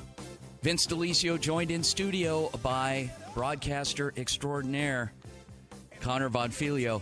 Quite a show. You know, a lot of fun. We went to we had some very insightful segments. We wrapped the last segment with a little bit of poking fun at an old friend of mine, and you know, it's kind of cool when you can actually get a segment sponsor where you just make fun of somebody. So that's pretty neat. Anyway, but we're going to shift focus now. We're going to be joined on, and of course, it's all in good fun, guys. We don't take anything seriously here when it comes to stuff like that. We're not bullies. I'm not a bully. We have a lot of fun. It's guys from the neighborhood type of stuff. So, anyway, joined on the line by a young man that we actually got a bird's eye view of this past season, both on the football field and on the diamond. Thomas DeCesaro, he is a senior out at Saguaro High School, and he has been nothing short of amazing throughout his athletic career. He's quite a student as well, was recently honored National Football Foundation Scholar Athlete of the Year for them. And Tommy, are you there? Yes, I am. Awesome. Hey, congratulations on all the success that you're having. I can imagine the trophy case at home is busting at the seams. What's going on? You got any you got any extras you can throw my way? No, I'm kind of a selfish when it comes to that stuff. I only play to win. So unfortunately, I can't give you any. Okay, well, that's all right. I mean, you've had quite a career. You continue to. I mean, you're obviously still playing baseball out there. You're a senior, but talk to us. Let's talk about football. So, football season, you guys did some incredible things. Obviously, last year your season was cut short. You were in line to be part of the Open for the postseason in football in 2020. You come back in 2021 and really turn some heads and beat two top-ranked teams, two nationally ranked teams in back-to-back weeks in the postseason on your way to winning an Open Division championship. Summarize that feeling. What was it like playing for the SaberCats in that defensive backfield? It was a lot of fun. We had a tight-knit group this year. Last year we didn't get the opportunity to play in the Open, and that provided a chip on our shoulder. Everyone counted us out, which, honestly, it's a lot of fun when people aren't expecting anything because you don't have that added pressure. So we just got to go out there and have fun, play loose. We had each other's back, and at the end of the day, who cares what other people think? We knew what we had in the locker room, and each week we just went out and showed what we had, and we weren't very surprised with the outcome. I mean, it was a great outcome, but that's kind of what we expected. Mr. DeCesaro, this is Connor Bonfilio. How you doing today? Good. How are you? Good, man. So I got a question. I want to know what's more difficult, grueling practices of football and baseball. I know it's not the same season, but going through a whole year of grueling practices and games for both sports, or maintaining a 4.6 GPA. Holy smokes, 4.6. What's harder? I got to know. Probably football and baseball practice because, during the day they have my school as my focus, but, when I get out here, running, a lot of running, body gets tired, it's getting hot, so probably definitely practice gets to me a little bit. Those conditioning periods after, just individual work really gets tiring, so definitely the physical aspect. School luckily comes a little easier, but definitely practice. Thomas, you have a favorite subject? Math. Yeah. Man, you're talking to the wrong guy. I'm talking to a journalist, times two man. on that. Yeah. Wow. Okay. Man. So all right. So let's talk about. I want to ask you. Okay. About the coaches you played for. Obviously, you played for an incredible football coach in Jason Mons. You play for an incredible baseball coach in Joe Mickey. Tell us a little bit about each of them and their approach to the game and how they're similar and how they're different. I mean, two extremely competitive coaches. Just the knowledge that Coach Mons has of the game, the way he breaks it down, the way he sets it up for us. Honestly, that's why we had a bunch of success for the amount of time him and the coaching staff would put in, just for us to learn the game. Even if we were playing defense, we'd still go to offensive film to understand, hey, if you're showing something as a defense, this is how it's perceived as the offense. So, the way he dissected the game and taught it, really helpful. And, Coach Mickey, one of my favorite coaches to play for ever because, the way, he loves the stuff on the field, but, off the field, he really wants us to develop as young men, in the classroom and everything else. I mean, Coach Mons wants the same thing, but, you know, that's something I've, you know, heard men of character since freshman year. You know, there's not too many differences between those two. Very competitive people, you know, kind of win at all costs. Not at all costs, but, you know, not very, you know, hate losing more than they love winning, which is something I love playing for. You know, they just want the best. They don't care who goes out there as long as the best product on the field, which, you know, I love playing for, so. Thomas, I got a two-part question for you here. So, first, I want to know which sport you like more, football or baseball. And do you have any college offers in either one? I know you're a senior, so you're heading off to college soon. It's whatever I'm in season. Honestly, I wish I was 6'6" and could play basketball because I think I'm a pretty good hooper. But I do have offers for football. I'm actually looking to decide soon. I have a couple. I have some PWOs from Iowa State, Colorado State, and I have an offer from Drake, Lake Forest, and numerous other schools. Baseball recruiting is a lot different than football, so I'm starting to receive interest from some California schools like USD and University of California, San Diego, and some other schools down south. But right now, just, you know, finding the best fit for me. You think you could end up possibly playing both in college, baseball and football? No, the schools I've talked to that have been interested for both, I just think that's too much, you know. Kind of want to see what I can do when I just focused on one. Be nice. So, no, schools have reached out, you know, they're like, yeah, you know, you love it, but at the same time, I want to see what else is out there for me. All right. Thomas DeCesaro, scholar athlete, Saguaro High School, and that's the way it should be, and multi-sport athlete as well. And so, Thomas, congratulations on all the success and a very bright future to come. Looking forward to continuing to cover you guys in baseball and see, you know, how the rest of the season plays out. So, congrats, and we'll talk to you soon. All right, perfect. Thank you for having me. Okay. I'm Griffin Greenberg, the prep basketball reporter for Varsity Sports Show, and today I sat down with class of 2022 guard and forward Makai Mason. Makai is currently at AZ Compass and will be playing basketball at Rice next year. Enjoy the interview as we talk about his high school experience at Compass and even before coming over to the prep school scene. Makai, where were you before AZ Compass, and how did you perform there? I was at the school right down the street from here, actually. It's Chandler High School. I performed pretty well over there. I mean, averaging like 15 points, like 5 assists, 3 rebounds, like as a sophomore. So I've been over here for 2 years. So I mainly got my looks and interest and stuff from AAU. So it just kind of carried over to the high school season at Chandler. And then why AZ Compass? I have a relationship with Coach Gibson. I mean, he coached over at Chandler, and so my dad met him. So they just kind of just talked about it, the idea of it, so I decided my junior year, talking to Coach P and Coach Gibson about it, that it would be just a good situation, so I came over. When exactly did you commit to Rice? I know it was pretty early, right? Yeah, I think it was the end of my sophomore year and beginning of my junior, so yeah, it was kind of early. And what were your other offers? At that time, it was North Carolina A&T, GCU, and then I had interest from other schools, but those are my main offers. Why'd you commit so early? Like, what stood out about Rice, and like how did that kind of all work out? I mean, it was a COVID year too, so there was so much unknown, so we just wanted to be safe, but it was still all around a good situation, and just the coaches there too. I got a relationship with that coach too, actually. He coached James Harden. My dad, you know, knows him, so I mean that was kind of a factor in that too, but just the environment just felt like it was right for me. How do you look at rankings as a player? I mean, you know, when you commit so early, I feel like some players are kind of locked in and also kind of go in cruise control sometimes, but obviously, you know, you didn't coming over to Compass and performing like you have. Like, how did you kind of look at that aspect?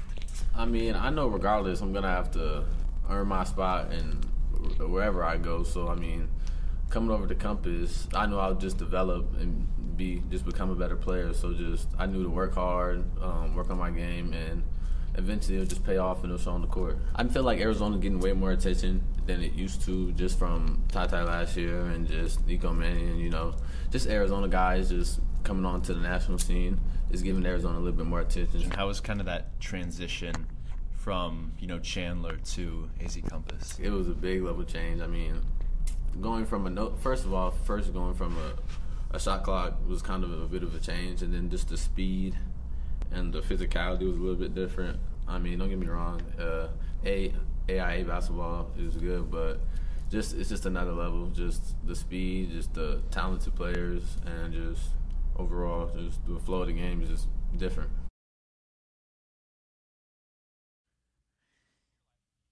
All right, guys, that was a great report on AZ Compass and our prep beat writer for the Canyon Athletic Association, Griffin Greenberg.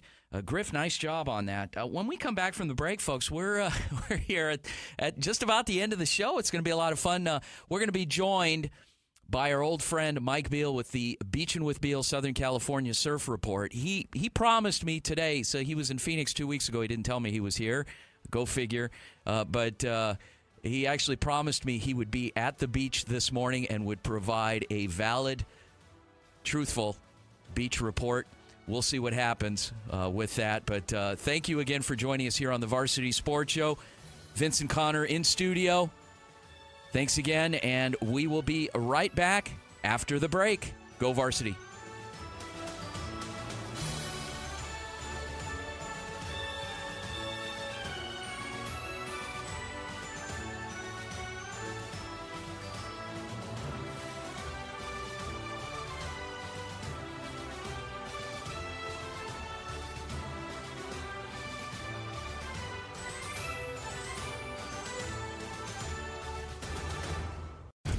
Your caddy, Ray Adams, takes you beyond the 18th hole on Saturday mornings with Great American Golf from 6 to 7 a.m.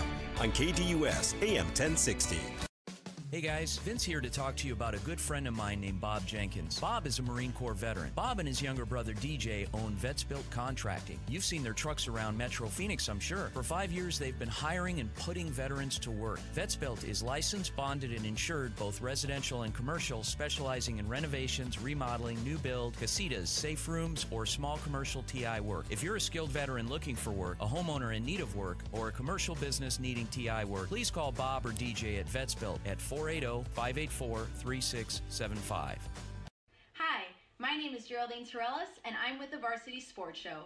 I am currently a graduate student at the Walter Cronkite School of Journalism and Mass Communication at Arizona State University, and I will be hosting the Spring Spotlight Series. As someone who grew up here in Arizona, I am very excited to cover stories on local nonprofit organizations and charities that are doing great work throughout the Valley. Join me this spring to see what fellow Arizona residents are doing to better serve our community and help others. This fall, the Varsity Sports Show is proud to present the Arizona High School Volleyball Game of the Week. Join us this fall when you'll catch your favorite teams going head-to-head in fast-paced volleyball action. Coaches, administrators, boosters, and fans partner up with the varsity team to broadcast your games this fall. Call or text us at 480-797-9437 right away and join our team. High school volleyball action this fall, brought to you by the Varsity Sports Show.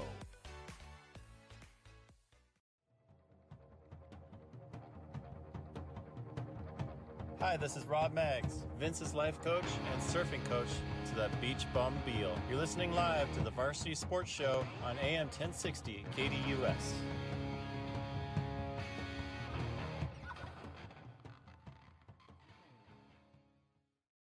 Easy Sports Talk with former NFL and MLB player Ed Smith and co-host Javon Adams airs Saturday mornings 10 to noon on KDUS AM 1060.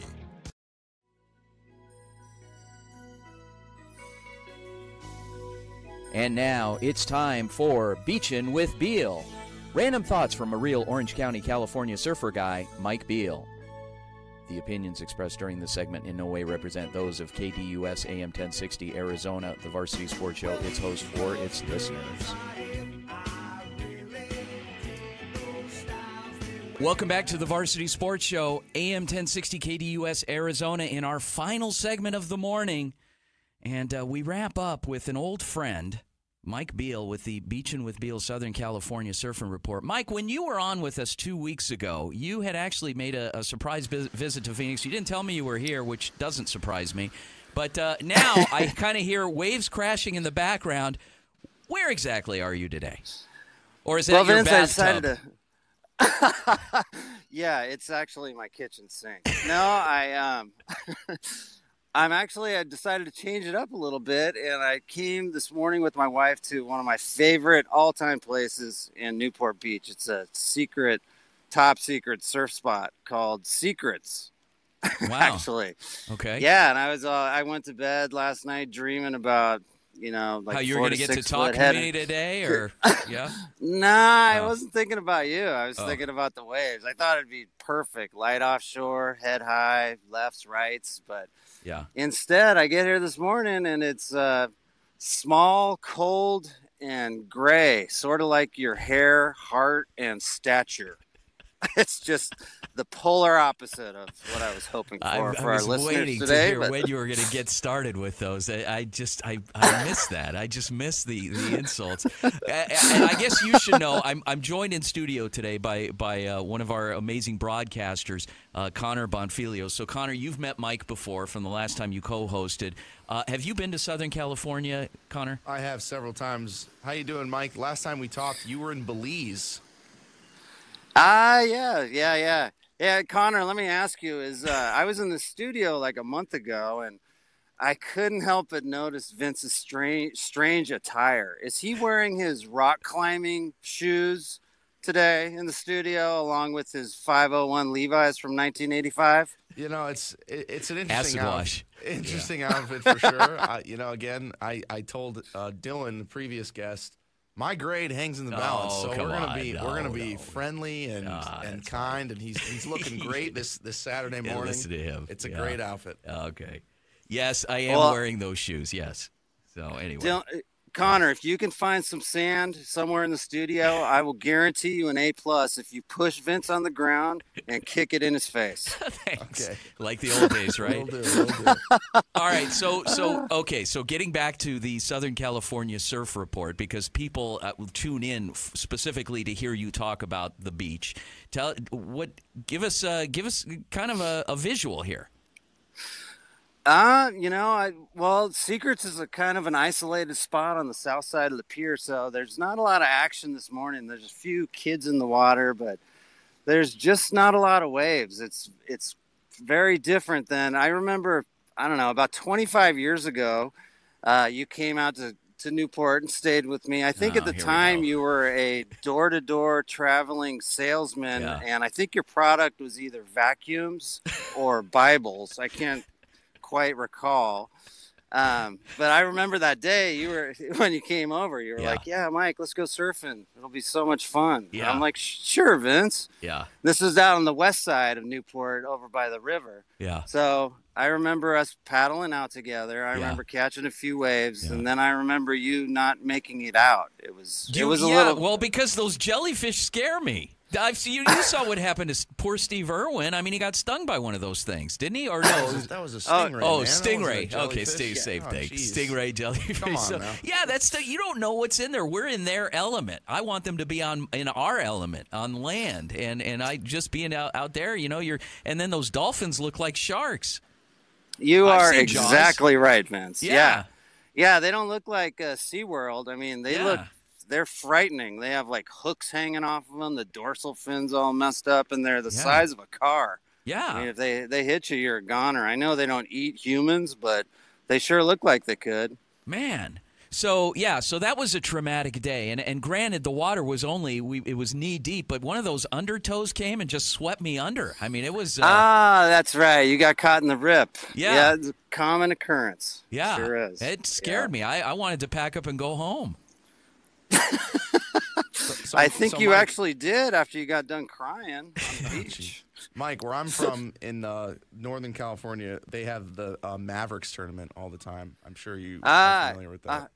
Yes, I am. I would never paddle out there myself, but I have been there and checked it out. It looks like it breaks about a mile offshore. People die there. It's gnarly. Yeah, man. that doesn't appeal to me. It's unbelievable.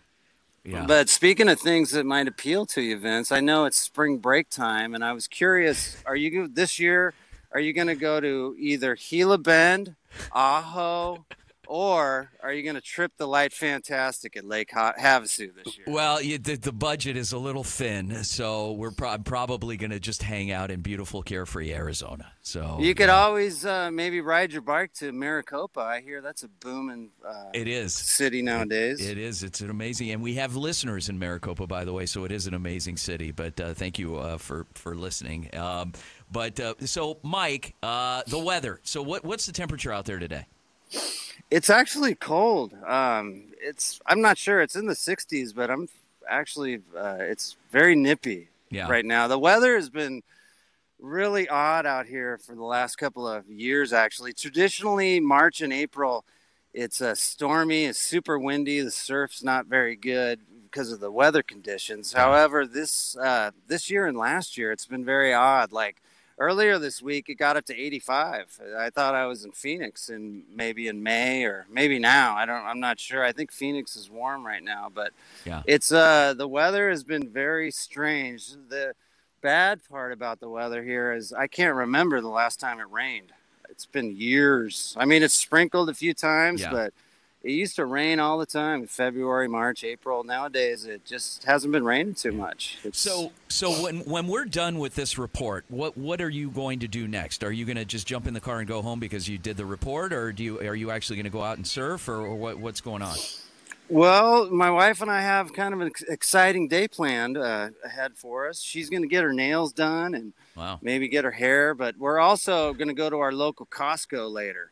Okay. And do some shopping in Irvine. And I was listening to Dylan's segment earlier. Yeah. And I wanted to tell him, and all the listeners really, that Costco over the last couple of years has been selling imitation meat.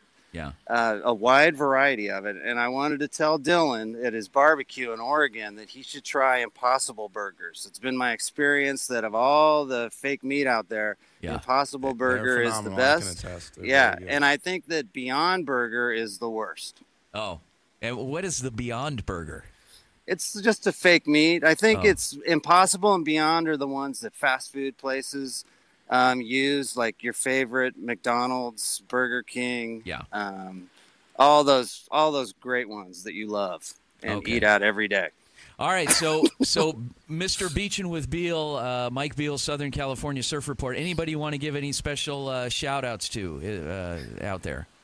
I do. I want to give a shout out to our number one fan, Rob Maggs. I heard the promo while I was listening to the show, and it's fantastic. It warms my heart every time I hear that little guy give us a shout out on the radio.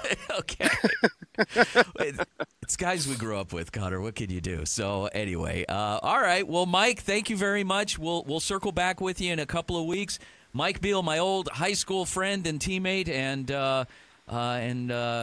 just an all-around good guy and surfer guy, offering his keen insight on anything and everything Southern California surfing. So, Mike, good talking to you. Thank you, Vincent Connor. It was a pleasure. Okay. Take care. All right, folks. Well, wow. Another amazing show. I don't know if it was amazing, but there was a lot of insight. We had some great segments, some good stuff, good reporting today. We had a little bit of fun. Another successful day, I think. So, Connor, your observations from this morning. It seems to fly by every time. I think every time we get in the studio, originally, when we used to do just the 1 hour segment. Yeah. Even then, we had lots of programming and content, and it just flies by. And I sat down at 8 a.m., 7:45, thinking, man, this is gonna be a long one. Yeah, and it really isn't. It just it breezes by, and it's a real pleasure to do. So give us a prediction on the NC2A tournament. Who's gonna take it? Oh, geez. So everyone's saying Coach K retirement tour. Yeah, and they've continued to look impressive. I don't want them to win, but I mean, they're looking really good. So I'm thinking Duke. I also think Villanova has a really good chance. So Villanova, okay, Villanova, Duke. All right, awesome. Connor Bonfilio, thank you so much, and good luck the rest of the way. Bright future ahead, my friend. You're just doing some amazing things, and we're privileged to have you part of this journey. So thank you again, Connor, for coming in. Folks, on behalf of all of our guests this morning, thank you so much to all of our amazing guests. I'm going to go right down the list and thank them all. Tyler Mayer with the Weekly Wellness. Coach Joe Mickey, Saguaro Sabercats. We did our recruiting spotlight. Coach Ryan Dyer, Desert Mountain Baseball. Isaiah Houston, who could not call in. He was in special teams meeting. He had an abdominal strain last week, but he's going to be cleared to start this week, Monday night. Watch those Arizona Rattlers. Look for number 18. Get that number 18 jersey. And Dylan, it's Dylan Weinmiller. Thomas DeCesaro, Saguaro High School senior, multi-sport athlete, scholar athlete. 4.6 GPA, my gosh. Beachin' with Beal, Southern California, Surfing Report. Folks, on behalf of our amazing crew, Aaron Decker behind the glass, Easy Ed and Javon up next, doing a remote out at Blue Buddha Collective in Scottsdale, 10 to 12. Listen in. We'll talk to you next week. I'll be out at a car show in Carefree next week doing a remote. Carefree Wheels and Wings. Vince, out.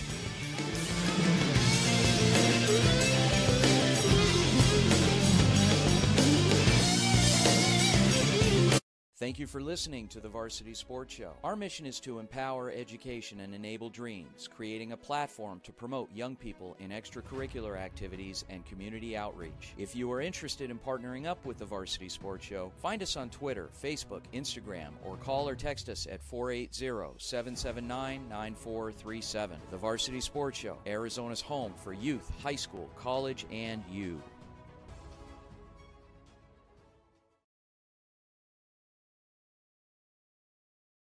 AM 1060 KDUS Tempe Phoenix and KSLX HD2 Scottsdale Phoenix. Job. And that's not even counting your job. You deserve a healthcare provider who understands where you're coming from and where you have to be next. At Banner Health, we work with you to deliver the care you need, when and where it's